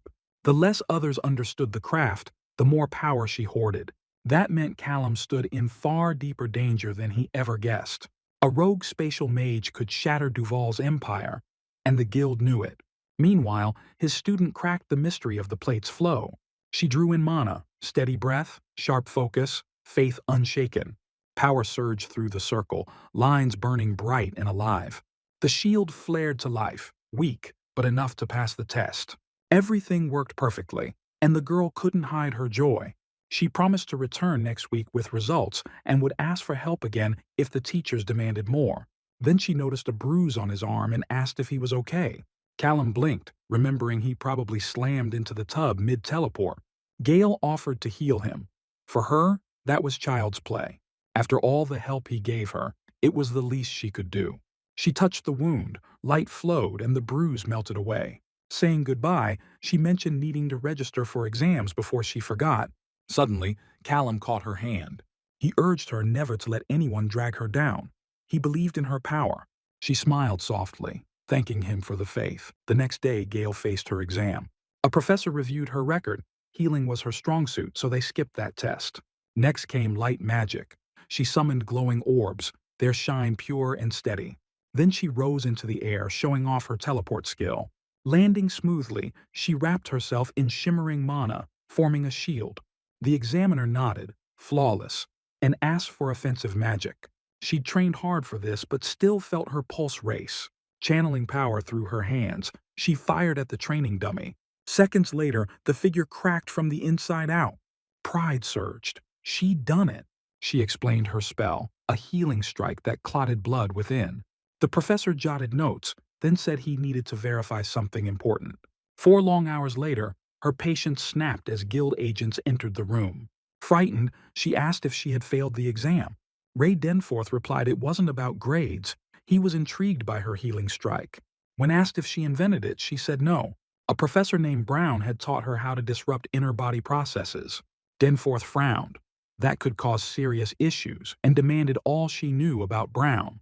Meanwhile, Callum contacted Lucy, who said the guild was furious over the Hunter case. Many vampires hid underground, fearing new attacks, though things had quieted for weeks. Callum asked about House Hargrave. Lucy couldn't believe he wanted to mess with that bloodline. Turns out he'd met a girl named Gale, and her family intrigued him. Lucy checked her records. 22 years old, gifted mage. What she found about her lineage was disturbing. House Hargrave, ancient, dangerous, creators of lethal battle magic. Archmage Hargrave himself defined what combat sorcery meant. Yet Gale was a healer that hinted at mixed heritage. Callum guessed a Hargrave once mingled blood with a healer, giving birth to Gale. Maybe they'd tried to craft a new kind of prodigy, and succeeded. If anyone threatened her, the Hargraves would unleash hell. Touching Gale meant crossing a line no one survived. Callum thanked Lucy. Things had just turned deadly. He thought of skipping their next meeting but knew disappearing would raise alarms. He'd go, say goodbye, then vanish. Meanwhile, guild agents armed up for the final move.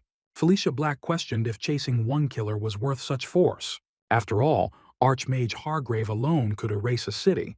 When he learned his granddaughter was being used, he demanded to join the hunt. Soon after, agents locked onto a new target, a gravity mage. He warped out in a flash, slipping through their grasp like smoke in the wind.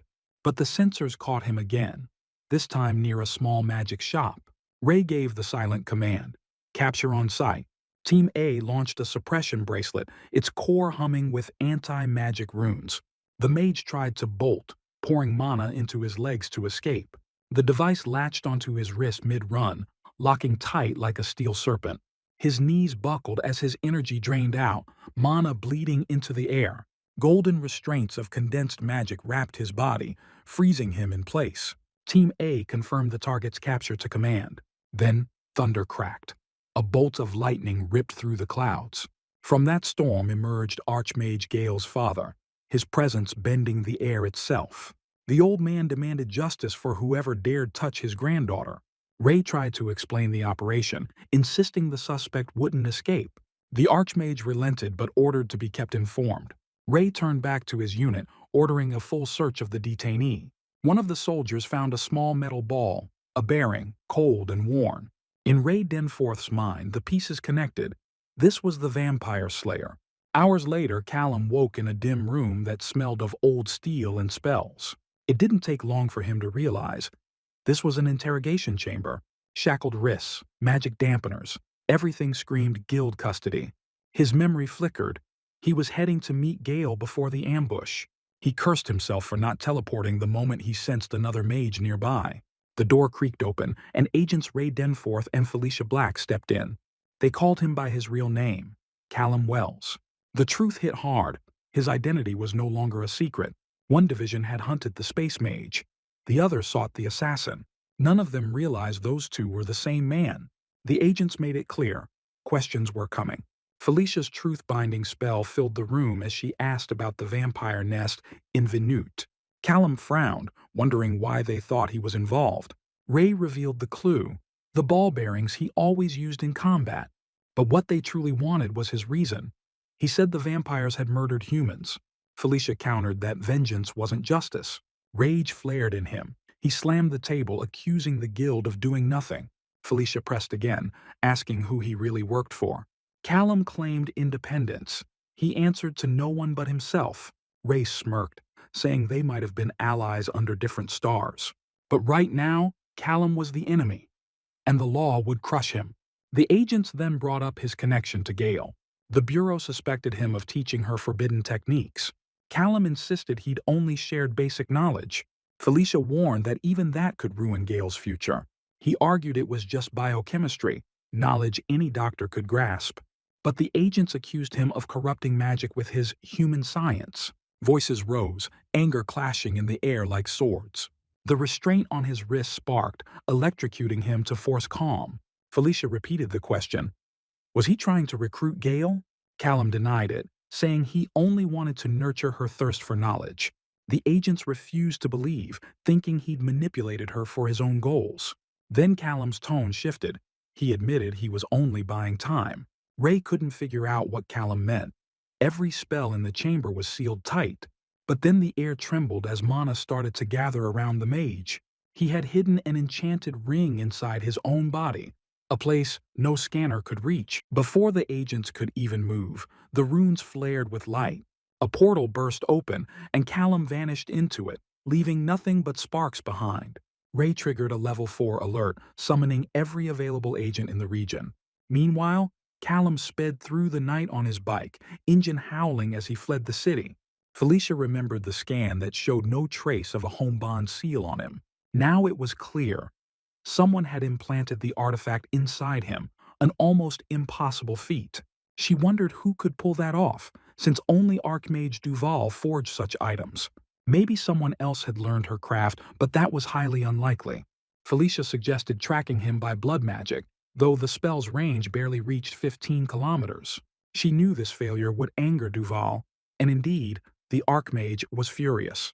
Duval discovered that a spatial mage had been detained without her knowledge, violating her authority. She vowed that those who kept secrets from her would pay the price. Agent Jean tried to calm her, reminding her that the real issue was the forbidden magic tied to Callum. Duval explained why healing magic in the wrong hands was pure chaos. When used offensively, it could bypass any magical defense. Worse still, Gail Hargrave now wielded that same technique, turning her into a threat. Her grandfather's influence still protected her reputation, but without him, she'd already be branded a criminal mage. Jean asked if Duval could share more intel on Callum himself. Duval said that spatial magic was the most peaceful art, yet she needed to know his lineage. Such mages were born once in 40 years. Her command was absolute. Callum Wells had to be captured. Meanwhile, Callum was already executing his contingency plan, retrieving hidden caches across the state. Clothes, weapons, cash, even study notes. Everything he needed to restart from scratch. But he knew one fatal mistake. He had let them uncover his identity. He decided to contact Lucy just to confirm she was safe. She assured him all was fine and mentioned that she'd secured the research data. Callum asked if she knew where he could find durable magical gear. Lucy explained that such equipment was heavily restricted but could sometimes be found beyond portal worlds. Taking relics from other realms was illegal. But after today, Callum's record hardly mattered. Lucy also warned him. Archmage Duval was beyond furious. As the spatial Archmage, she oversaw all other mages of the same domain. If she caught him, he wouldn't live to regret it. By nightfall, Callum neared the borders of the Fey lands. Lucy had sent him intel. Fey magic operated on principles alien to human sorcery. Their powers were diverse yet rarely overwhelming. Suddenly, Callum sensed presences ahead. Light, elusive, and not human. Shapes emerged from the mist. Definitely not mortals. Dryads stepped forward first, their skin like living bark. Then came pixies and Fey, wearing necklaces strung with human ears as trophies. Meanwhile, deep in the forest, a group of lost humans fled from monsters in panic. Exhausted, a girl named Hannah stumbled, barely able to move. The boy with her urged her on. Stopping meant death, with predators close behind.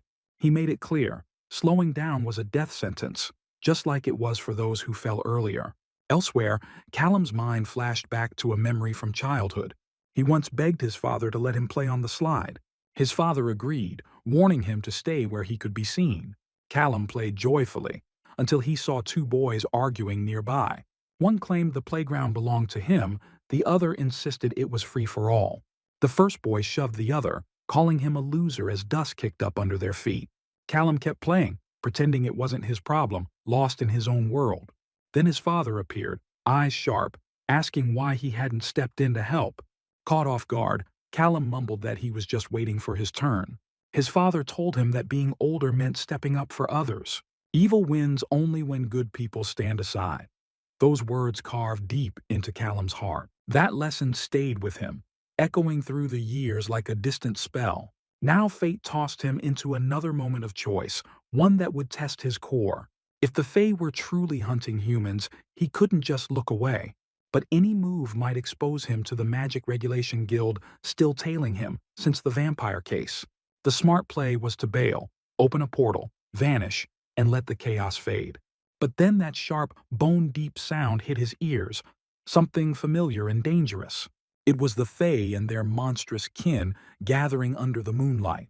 They had time before dawn, enough to finish their twisted hunt. Feeling their movement through mana ripples, Callum's pulse quickened. He knew walking away wasn't an option. His father's voice wouldn't let him. He expanded his spatial field to 600 meters, tracking every Fae heartbeat. Remaining unseen was tough, but he held focus, counting every movement in the dark. If anyone slipped from view, he'd blink across space and reset the plan. 24 bullets. Enough to fight, not to kill. He wasn't here for blood. His mission was clear: rescue the humans and get them to safety. A nearby mountain cave would serve as a temporary hideout. It wouldn't hold forever, but it could outlast the hunt till dawn. Hannah collapsed mid-run, drained of every ounce of strength. The boy with her lifted her up, pushing forward despite fading hope. Then he spotted a shadow moving through the brush, closing in fast.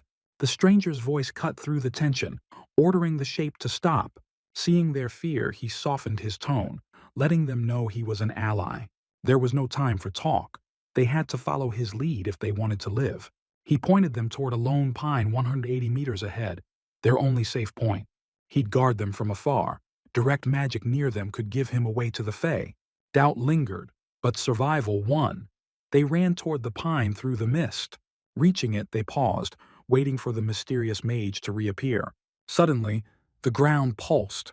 A portal snapped open beneath their feet. They screamed as gravity flipped, landing hard but alive on cold earth. Callum appeared beside them, apologizing for the rough drop and lack of warning. They were now a full kilometer away from where the hunt had been raging. He questioned them, wanting to know why the Fae were after them. They said it was a wild hunt, monsters playing a sick game until sunrise. Rage burned in Callum's chest. The Fae treated slaughter like sport. Without hesitation, he opened another portal. Ending this madness was the only way. The Fae began to sense the shift. Something was wrong with the hunt. The sun was still hours away, yet their numbers were dropping fast.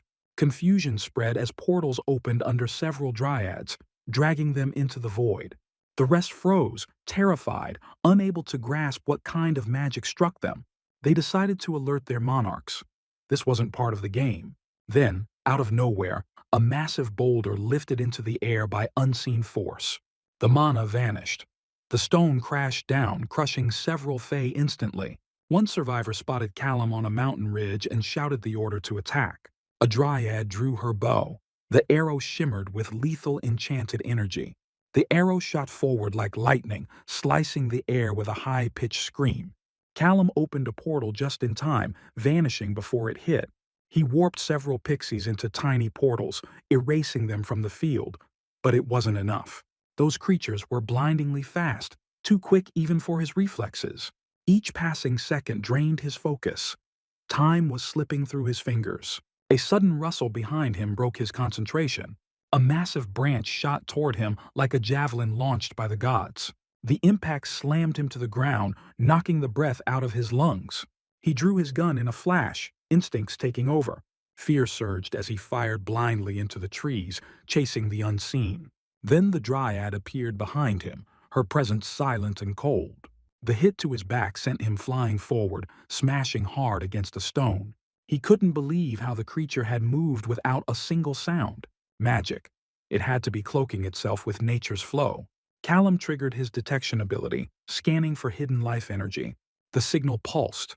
The dryad was fused inside the tree itself. He slashed through the trunk with his blade, forcing her out into the open. It clicked. She was phasing between trees, using them as anchors. Callum aimed his weapon, ready to finish it. But the dryad blinked away, slipping into another tree's shadow.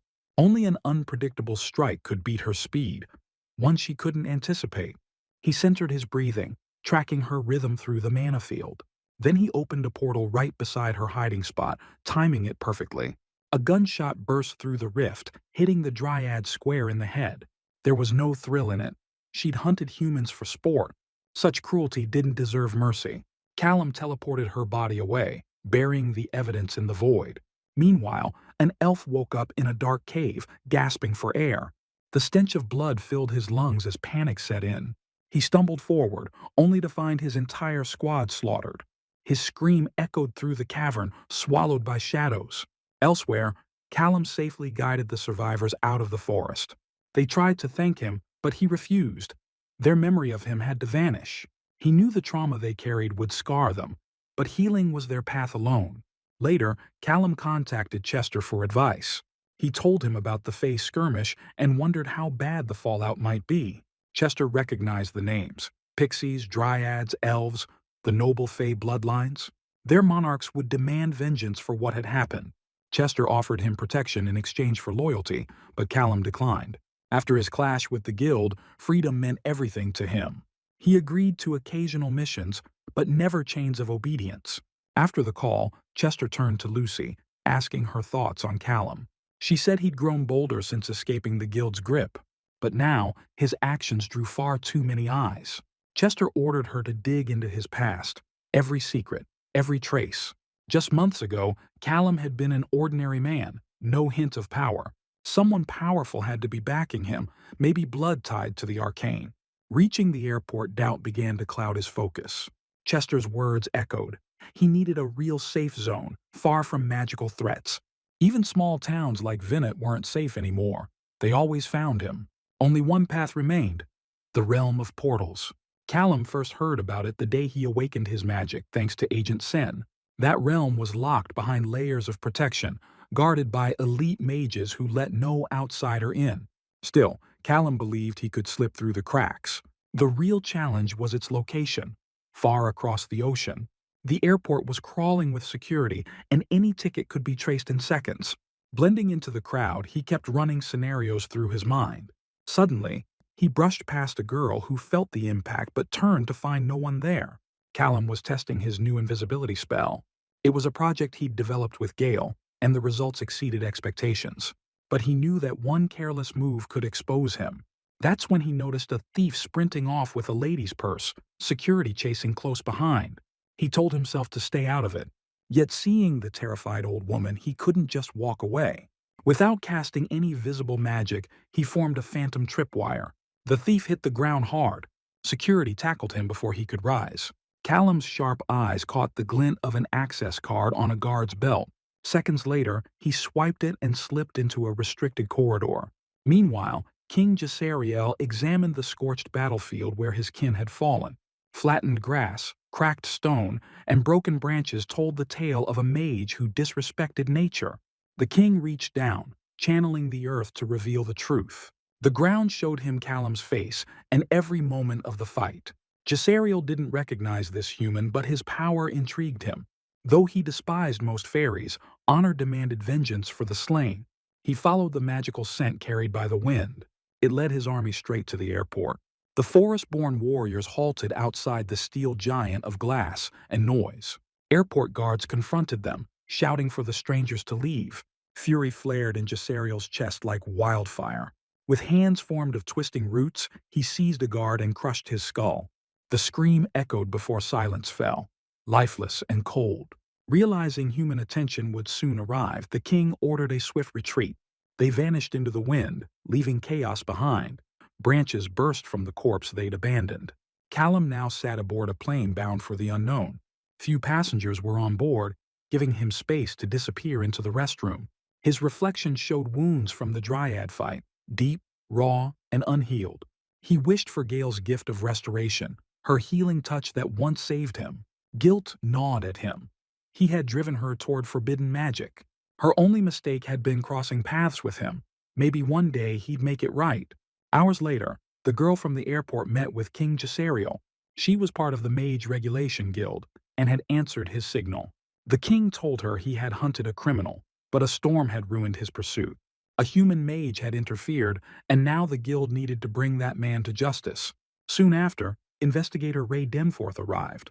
The king described the magic he'd witnessed, energy that tore through reality itself. Ray instantly recognized the culprit, Callum, a rogue mage linked to the vampire massacre. He demanded the coordinates of Callum's last sighting to begin the hunt. Meanwhile, Callum reached Matterhorn, Switzerland. Before him shimmered a gateway to the Dragon Realm, one of the deadliest worlds in existence. Only one mage stood guard at the portal, which instantly struck Callum as strange. He figured the system here wasn't built for total security, just enough to keep human world risks low. Keeping his mana output minimal, he decided to sneak through unseen. A pebble flicked from his fingers landed near the guard's boots, drawing attention. As the man reached for his radio, confused by the random noise, Callum slipped past, fading into the shimmering gateway. One step later, the world around him transformed. The realm of dragons. Its raw beauty hit him like a tidal wave. The air itself pulsed with mana, thick enough to feel against his skin. The portal's architecture was beyond anything he'd ever studied or built. He considered sketching notes but froze at the sound behind him. Flames surged, wrapping his body in searing pain. A dragon loomed, guardian of this realm, furious at the trespass. It demanded that the mortal pay for defiling sacred ground. But the rage shifted into shock as the beast recognized his name. The dragon was Shahaim, someone Callum already knew. At the same time, Agent Sen's phone buzzed with an alert.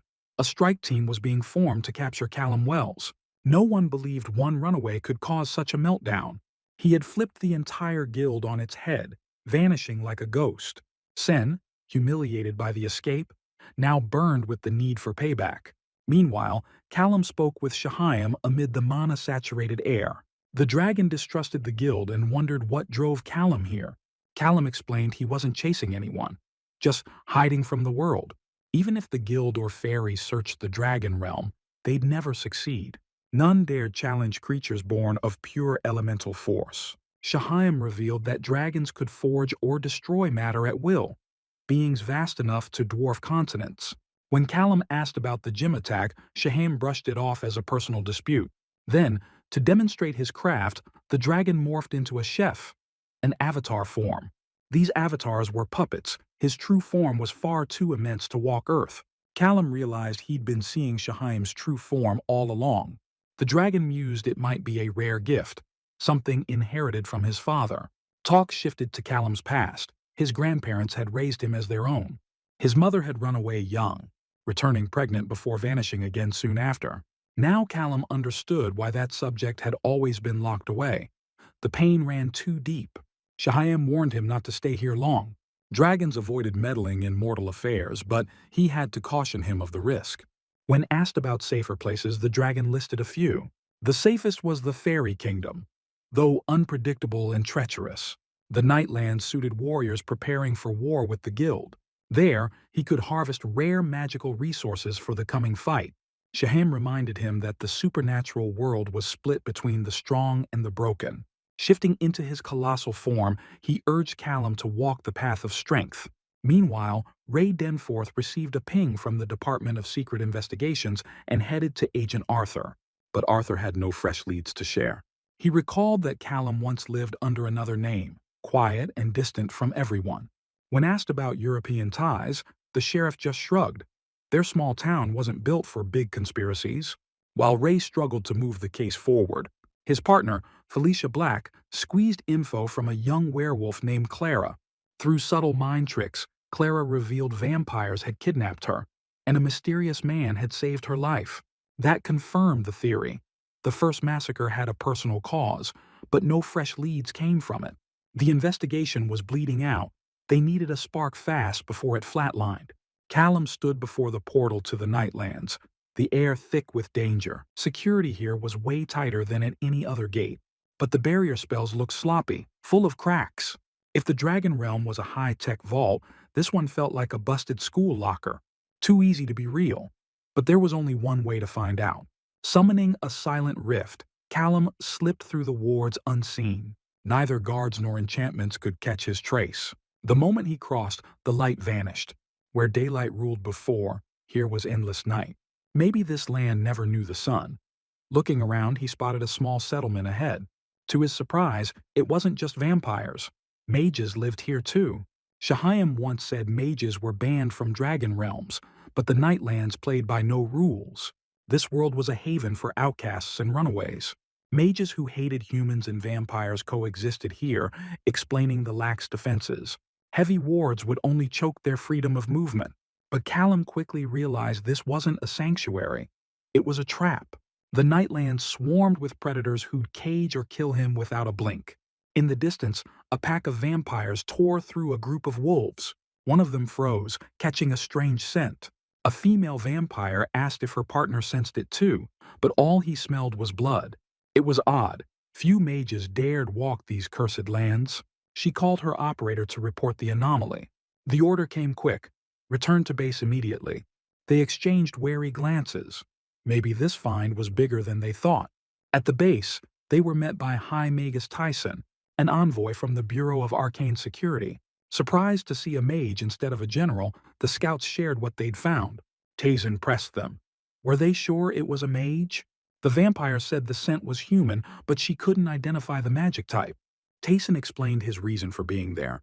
A rogue mage was hiding within the portal worlds, a serious threat to balance. His power level was still unclear, but the Bureau ranked him at top-tier danger. The name dropped like thunder. Callum Wells. Every scout went on high alert. Callum was already deep within the Nightlands. Vampires weren't the main threat here. It was the moon itself. Its pulse shook the ground like a living heartbeat. The world here was breathing, restless, aware. He knew he needed to find the cenotes, reservoirs of arcane energy. But the path ahead was chaos disguised as destiny. That night, while searching for one, a strange noise pulled him from his tent. He saw a massive beetle locked in battle with a wooden beast. The beetle was a blood feeder nesting near cenotes, exactly what he sought. He decided to track it, hoping it would lead him to the source. The wooden monster had the upper hand. The beetle was seconds from death. He couldn't leave evidence of his presence behind. Magic was his only play now. Opening a rift beside the creature's arm, he redirected its strike, impaling itself clean through. Once the blood feeder fled, Callum followed, his steps silent under the moon's pulse. Callum found the creature's lair, a cavern crawling with blood feeders. At the bottom shimmered a strange, liquid glow, humming with arcane energy. He instantly recognized it as a magical resource of rare potency. He decided to extract it through precise spell work. As his power pulsed, a stone surfaced, a fragment of condensed magic. But his spell stirred the nest.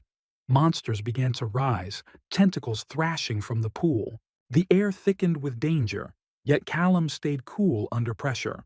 He warped the dead wooden beast above the lake, dropping it like bait. The massive creature lunged and devoured it whole. That gave him an opening. He snatched everything he could through a quick portal, then vanished without leaving a trace behind. Hours later, agents arrived, the residue of Callum Wells' magic still burning in the air. They reported to High Magus Tyson, sure that with swift action they could corner him. Tyson advanced toward the portal network. Step 1 was sealing Callum's escape routes. The fugitive was close. When they breached the chamber, he was already stepping into the shimmering gate. The agents dove in right after him, chasing his fading aura. His trace reappeared in the Nightlands, and every radar in the Bureau locked on his trail. Lethal force was a last resort. The target had to be taken alive. Feeling the hunt closing in, Callum blinked 1 kilometer west through teleportation. One agent locked aim, receiving clearance to shoot. The bullet ripped through the air, but Callum had already vanished into another portal. The guild was faster than expected, tightening the net, but for some reason, his homebond connection suddenly failed. Still, Callum ignored pain and fatigue, pushing through sheer willpower. He opened hundreds of portals in a frantic chain, slipping further away each time. When he finally stopped, his knees gave out. He was in Paris. Locals rushed over, their words foreign and muffled through exhaustion. He couldn't understand a thing. None of them spoke English. Agent Sen didn't rest. He took to the skies with the air division in pursuit. He knew the fugitive was somewhere in the city, and his aerial speed would bridge any gap. Even teleportation couldn't outrun a storm fueled by vengeance. Using wind magic, Sen scanned every alley and rooftop, tracking faint traces of Callum's energy. When he finally caught sight of the boy, he unleashed a fire charge across the skyline, igniting a massive explosion that shook the district. 5 minutes earlier, Callum had been spiraling in panic, confused by how he'd ended up in France. Worse, how he'd made such a reckless miscalculation. He now understood that if the guild struck first, his story would end here. He needed a new base of operations, fast. But first, he had to get out of the country alive. Spotting Agent Sen above, dread sank in. They'd found him. There was no time to think, only to act. He formed 2 portals, one ahead to absorb the blast, and one behind for a clean escape route. The explosion roared. His shield spell barely held, but it worked. Sen dove toward the impact zone, scanning the debris. Only a metallic bearing remained. The fugitive had slipped away again. Rage took over. Sen slammed his fist into the ground, shaking the floor beneath him. Callum woke up deep in a forest, wrecked and bleeding, his mana almost drained. His whole body screamed, like he'd just been hit by a damn truck. Even through the pain, he realized he'd underestimated Sen. That mistake nearly got him killed. He swore it would never happen again. Next time, they'd never even find him. Meanwhile, Agent Sen had unleashed a forbidden spell without clearance. 18 civilians dead.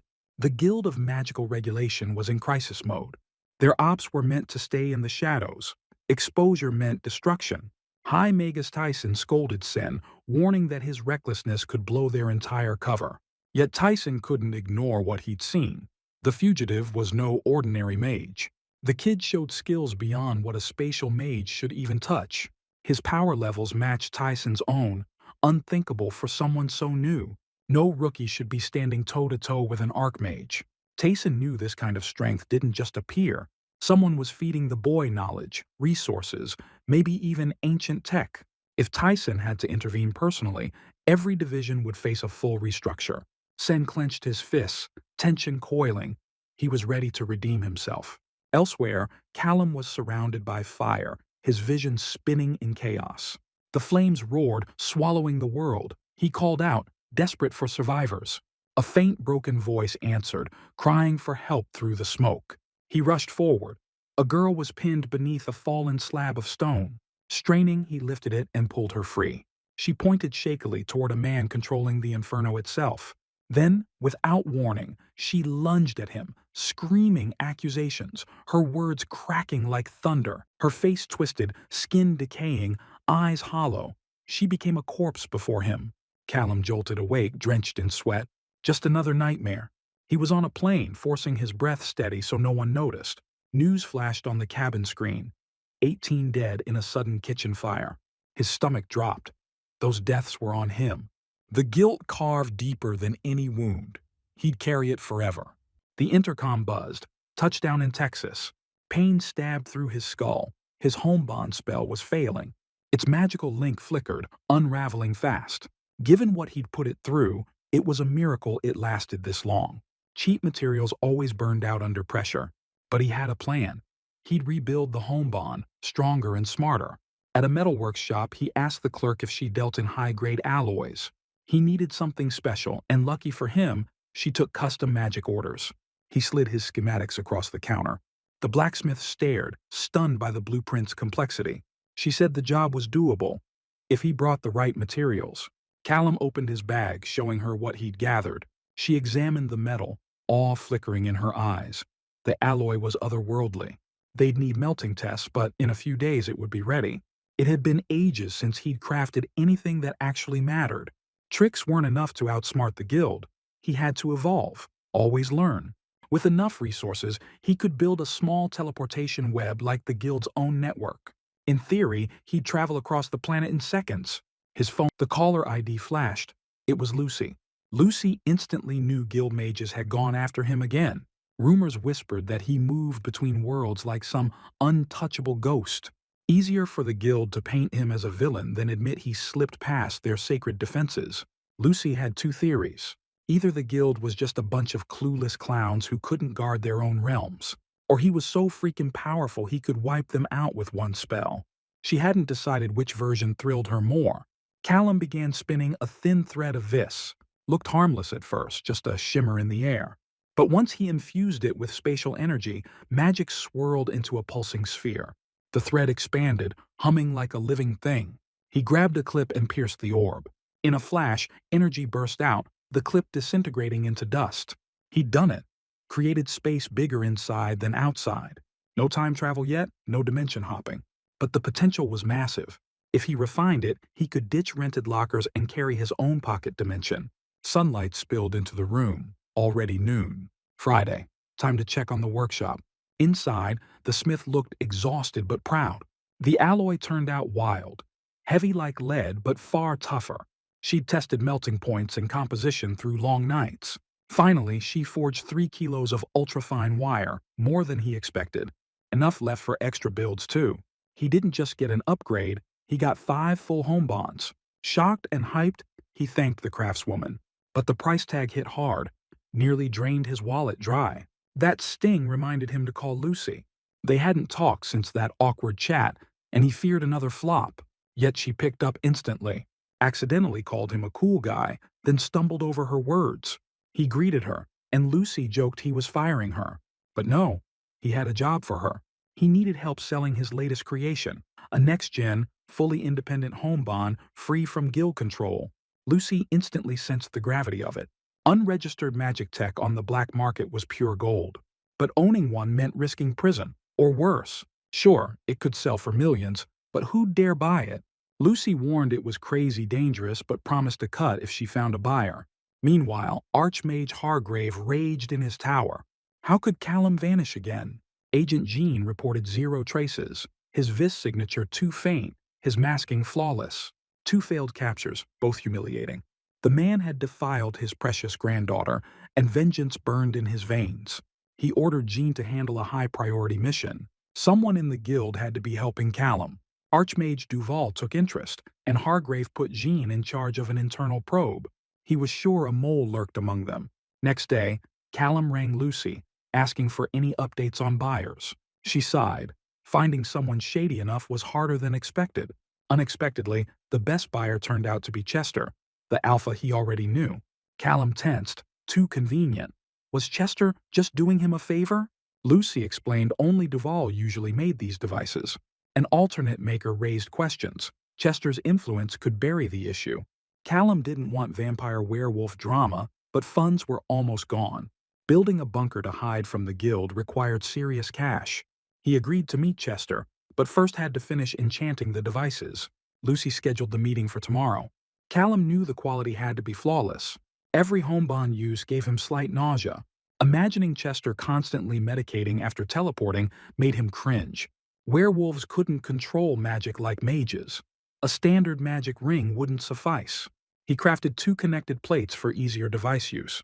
Working through the night, he finally forged a pair of perfect home bonds for Chester. Next day, he contacted the Alpha, who sensed something big. Callum offered a teleportation network, unlinked from the guild. Chester was intrigued, but Callum warned it would cost a lot. Chester was ready to pay handsomely. Callum explained the device was stripped of all guild ties. Simple, subtle, safe.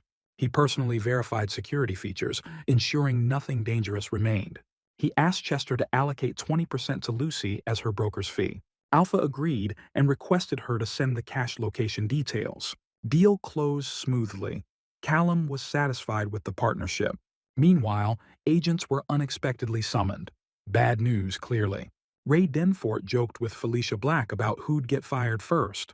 Entering the office, Agent Jean thanked them for the prompt response. The conversation was recorded. Ray spoke first. Jean turned to Felicia, noting her tension, assuring she was shielded from scrutiny. First question, how long have they worked together? Ray answered, quite a while, then asked about ties to organizations outside the guild. Felicia denied everything. Next questions escalated. Had they leaked classified info? Both agents were shocked by the accusations. Ray insisted they weren't foolish enough to anger the guild. Jean shifted to the Callum Wells case. Both agents were present during his escape, looking suspicious. They followed protocol. No one expected teleportation. Jean asked the core question. Did they consider themselves competent? Magic criminals rarely slip past agents unnoticed. Ray admitted past failures but framed them as motivation to catch him. Jean then revealed that Archmage Hargrave relieved them of current duties. The agents were alarmed, angry. No one else could handle it better. Jean clarified, not removed, reassigned. There was reason to believe Callum had a guild informant. They were invited to join the investigation. Morning. Lucy woke to the alarm and gasped. She was late. Rushing to the elevator, the doors closed in her face. No one even tried to hold them. Anger flared again at the mages, treating her like trash despite her magical lineage. She clenched her fists, vowing not to let them underestimate her. The day had only just begun, and chaos was already looming. Lucy reached work and instantly got a sharp alert blasting across her screen. All staff ordered to the first floor. No delays, no excuses. Agent Jean announced guild problems had erupted, tension thick in the air. Interviews with employees were scheduled, urgency slicing through the morning calm. Those with nothing to hide had no reason to worry. Total confidentiality promised. Felicia Black's magic swept through, silencing everyone instantly. A shadow of authority. Jean called IDs. Lucy's number rang out and she stepped into the interrogation room. Resistance was impossible.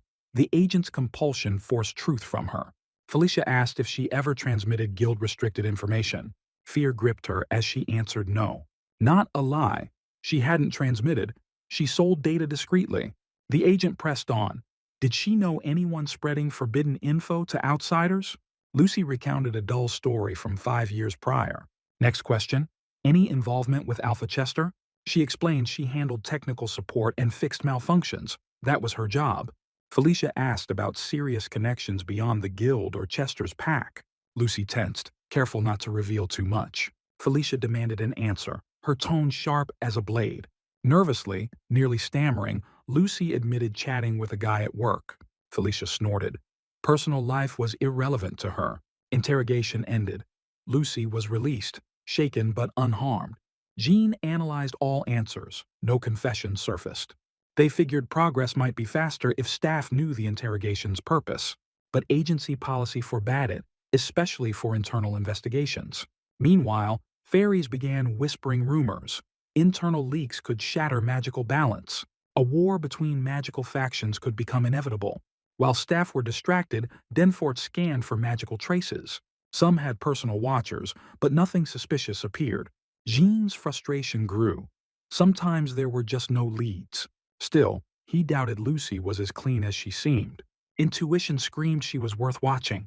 Meanwhile, Callum activated the home bond. It performed even better than expected, magic humming perfectly. Side effects vanished. Nausea, stomach pain, all gone. Now only one task remained.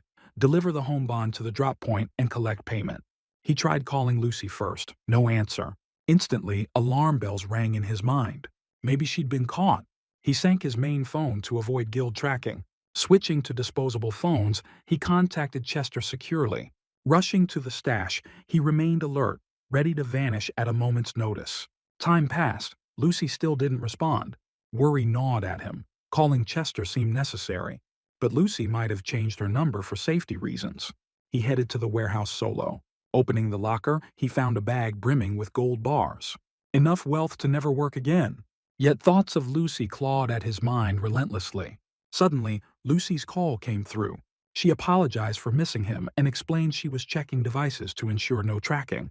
The guild might have slipped a bug on her, watching moves like a shadow in the speakers. She said they grilled her, trying to squeeze details about him. Questions like knives. Lucy managed to sell a story and walk free, convincing them she had nothing useful. The interrogation left her eyes colder. Trust in the guild cracked. Callum felt steadied knowing she hadn't sat idle. She'd tried to help him. She offered support, but dropped bad news that hit like frost. The guild had rounded up the people he rescued in the fairy woods. A letter was intercepted. They were being shipped to a guild office in Miami. Callum decided then he'd ride straight to Miami to pull them out. Lucy warned the move could be a trap. Caution needed like iron. He nodded. Every step had to be sharp and silent. Still, he swore to himself he wouldn't stop until they were free. Miami was a stew of fae, werewolves, and mages. Wild, dangerous. He felt the weave of vis and mana pulsing through the streets like veins. That flood let him melt into crowds, one mage among many masks. He found the Regulation Guild office where his 2 captives were held. Watchers and guild agents swarmed the premises like wasps. He needed a safe staging ground to work from. Chaos wouldn't do. Callum tuned in, scanning the crowd despite all the supernatural faces. He noticed ordinary humans, clerks, janitors, secretaries moving blind. Blowing the place up with thermite would be hollow justice. Innocence paid the cost. He vowed not to sink to his enemy's level. Killing innocents was off the table. He needed backup to secure these people. Lucy was the key contact. She asked how extraction plans stood, voice steady under pressure. Callum admitted the op hadn't started. The timing wasn't right. Extracting them would spark a guild manhunt. Safety required a shield. That shield had to be someone wildly powerful, an archmage or equivalent. A fairy king could play politics. Feuding kings loved causing pain to rivals. Callum considered persuading a fairy monarch to shelter the prisoners. Rumors said King Gisserel hunted him worldwide but came up empty. Lucy set up a meeting with a king. Audacity met diplomacy. King Ferachar bristled at being summoned, surprised someone hid their face to meet him. He perked when he heard Callum's plan to needle the guild and jab Gisserel. Callum framed it as no political play, just consequences the king might enjoy. Ferachar agreed to help, though he expected grander theater from visitors. He promised that if Guild pushed, he'd feign ignorance and shelter the rescued. Callum left satisfied. The pack bolstered his growing legend. Fame stacked up, a double-edged sword that might bite later. For now, action was all that mattered. Plans had to move. The escape plan was set, hinging on whether he could hold his end. To free the two, he had to infiltrate the Regulation Guild office itself. Callum often wondered how the guild powered such an omniscient net. That surveillance must gulp massive mana to feed its grid. He suspected tech, then spotted the real trick hidden in plain sight. Deep in the building, a tiny portal linked to some other pocket world. Too small to step through, but big enough to siphon raw mana. That little hole pumped endless vis into the guild's network like a drain. To stay unseen and free the prisoners, destroying that portal was mission one. But first, he needed transport. Moving two people across a city by bike was impossible. Wheels alone wouldn't cut it. A better extraction plan was required. A small truck looked low profile enough to blend, perfect for hauling stealth gear. He loaded the trunk with essentials, ready for the next stage of the raid. After that run-in with Agent Sen, staying hidden had become a priority. But he couldn't just sit while the guild crushed lives underfoot. Action time had arrived, sharp as a blade through the dark. Step 1. Prepare a jar of water, simple and unassuming. Step 2. Spin a vis thread, crafting a pocket space larger inside than out. Step 3. Dip the thread in water, using it to store the entire liquid. Step 4. Fill the jar with metallic scraps, primed for chaos. When the storage ruptured, water would burst out, triggering a violent splash. A simple but brutal nail bomb, homemade and precise. Next, he had to place it near the portal, heart racing. When it triggered, the portal's support structure would collapse, taking the surveillance offline. He inhaled deep, steadying his nerves for the moment. Inside, a tremor shook the building, a prelude to chaos. Nail bombs shot through the portal, precise arcs of deadly distraction. Explosions weren't meant to kill, only to panic and scatter the office. As office staff scrambled in alarm, chaos became his ally. Beneath the captives, a portal opened silently, a lifeline ready. They fell through into the waiting truck, hearts pounding. Recognition sparked. Callum's face brought relief and hope. He explained he'd drive them to safety. All they needed was silence. The rescued murmured confusion. Why were shadows always on their heels? Callum apologized, owning that his battles had dragged them in. Questions flew about his identity and the chaos around them. He brushed them off. None of it mattered. Today was their last sight of him. One grew angry, voice rising, but the girl shushed him, understanding Callum's intent. He nodded, empathy deep, remembering his own lost position once. He'd been them, thrust into a world tearing reality apart. The supernatural crashes and uninvited, toppling all he thought steady. He'd arranged protection for them, safe hands, then they'd choose their path. A few more streets, and tension spiked. In the rearview mirror, police lights gleamed, flashing urgent. Commands to stop pierced the air, mundane danger colliding with magic. Callum had been too focused on the guild, forgetting mundane watchers.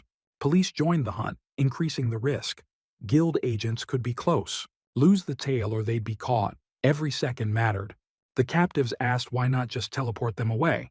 Callum shook his head. That'd draw attention, too risky with pursuit ongoing. Longer they stayed exposed, the higher the chance guild eyes would notice. The car halted. An officer demanded a window be opened. Callum greeted, masking tension behind calm. The officer cited a strange smell, prompting inspection. He realized the scent came from the repellent he'd sprayed to deter werewolves. The captive stumbled slightly, drunk with adrenaline and fear. The officer, uninterested in complications, told him to drive them home. Then Callum spotted a guild agent nearby. Time to vanish. He slammed the pedal. The truck shot forward like lightning. Agents streaked past at impossible speeds, shadows closing fast. Reinforcements had arrived. The guild wouldn't let this go quietly after the office strike. They were almost at the safe zone, the final stretch of tension slicing through the night air. Now on fairy territory, he could finally open the portal, shadows and magic weaving around him. He told the captives to step through and convey that the ghost had sent them. Mission accomplished. He delivered them. Now they had to vanish on their own. He promised a friend would reach out once everything settled, a silent guardian waiting. They stepped into the portal, gratitude and relief flickering in their eyes. Meanwhile, Ray Denford inspected the breach, baffled at the weak security setup. He'd warned them about Callum, so why were they so unprepared? Guards insisted patrols were strengthened, with werewolves and vampires stationed, surveillance running non-stop. Felicia noticed her partner's temper flaring beyond normal, tension crackling like lightning. He kept her away from local fairies, aware of her volatile history with them. The agent searched for clues, finding only puddles and scattered metal shards. Suddenly, the Archmage appeared, claiming it was just sea blood, calm amidst chaos. He warned that one suspect was far stronger than anticipated, a force moving on its own. This cycle swept through everything, unstoppable and ruthless, leaving devastation behind. The Archmage commanded Duval's presence, the only one capable of untangling the mess. Duval had been meditating, a rare pause in her relentless rhythm. Her phone rang, slicing the silence, a summons she couldn't ignore. Ray reported another encounter with Callum Wells, a phantom yet deadly precise. Though unseen, he freed 2 captives, his signature crime style unmistakable. Spatial magic traces littered the scene, evidence Duval could analyze expertly. Irritated, she dismissed them as incompetent and demanded the timeline. She quickly mobilized, heading straight to the Guild's Miami HQ, urgency fueling her. Ray explained teleportation structures were damaged. Wells had likely moved something critical. Arriving, Duval immediately began her arcane analysis, mind sharp and focused. Her senses locked onto Wells' spatial magic, feeling its rough precision and hidden finesse. The magic was crude yet exact, chaos wrapped in meticulous control. Remaining traces merged with metal shards, echoing his previous techniques, hauntingly familiar. This criminal was dangerous, enigmatic, leaving experts constantly on edge. Archmage Vizzy entered unannounced, intent clear in his confident stride. He claimed personal business, disregarding protocol yet commanding attention. Duval, irritated, demanded his true intentions, eyes sparking with authority. Vizzy expressed curiosity about Callum Wells and his entanglement in unfolding chaos. He boasted long-standing vows to eliminate criminals and their collaborators. Allies be damned. One of the oldest mages, his oddities rarely surprised Duval anymore. Still, she remained vigilant, skilled in handling unpredictable powerhouses. A black magic orb materialized in her hands, dark energy humming with lethal potential. Vizzy only smirked, claiming one day he too would face such arcane skill. Jean's analysis revealed Wells's subtle technique, evading detection with ghost-like precision. Yet how he bypassed defenses from afar remained a question burning in their minds. Recognizing the threat, Jean proposed reinforcing HQ security, though full protection seemed impossible. Expectations soared, predicting Wells's next move could tip the balance in their favor. Meanwhile, Callum headed toward Mexico, shadows trailing but unseen. He decided to delay contacting Lucy, patience a shield in the storm. A call now could draw unwanted attention, endangering her safety in the midst of chaos. He hoped for calm, planning to reach her after the dust settled in a few days.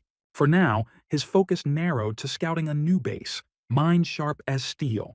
Jean discovered the fairies had hidden 2 individuals, erased from memory by magic. Though aware of their existence, no guild member could identify them, a ghosted anomaly. Hargreave realized these people allied with fairies and questioned the Miami King's stance on the matter. He tried to hide his intentions, but the tension around him screamed schemes in motion. Hargreave believed rescuing the hidden ones would lead straight to those tied to Wells. Most of Wells' network were guarded by werewolves or Skalatough ward magic, leaving only a few unshielded, vulnerable nodes. It was clear someone fed Wells info, and that leak had to end. The agent agreed, suggesting they track the informant who could guide them to Wells. Once the traitor was caught, Wells would surface, and they'd have him cornered. Lucy sat in a bar, thinking drowning her worries wasn't the worst option tonight. Life hadn't brought joy lately. Solitude with a drink felt almost comforting.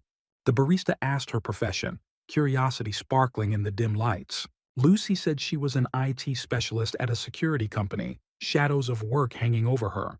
A recent massive data leak had investigators tracking her every move. Worst of all, she hadn't heard from her friend in a week, worried he might be angry. She admitted her choices may have been reckless, putting him in danger for personal gain.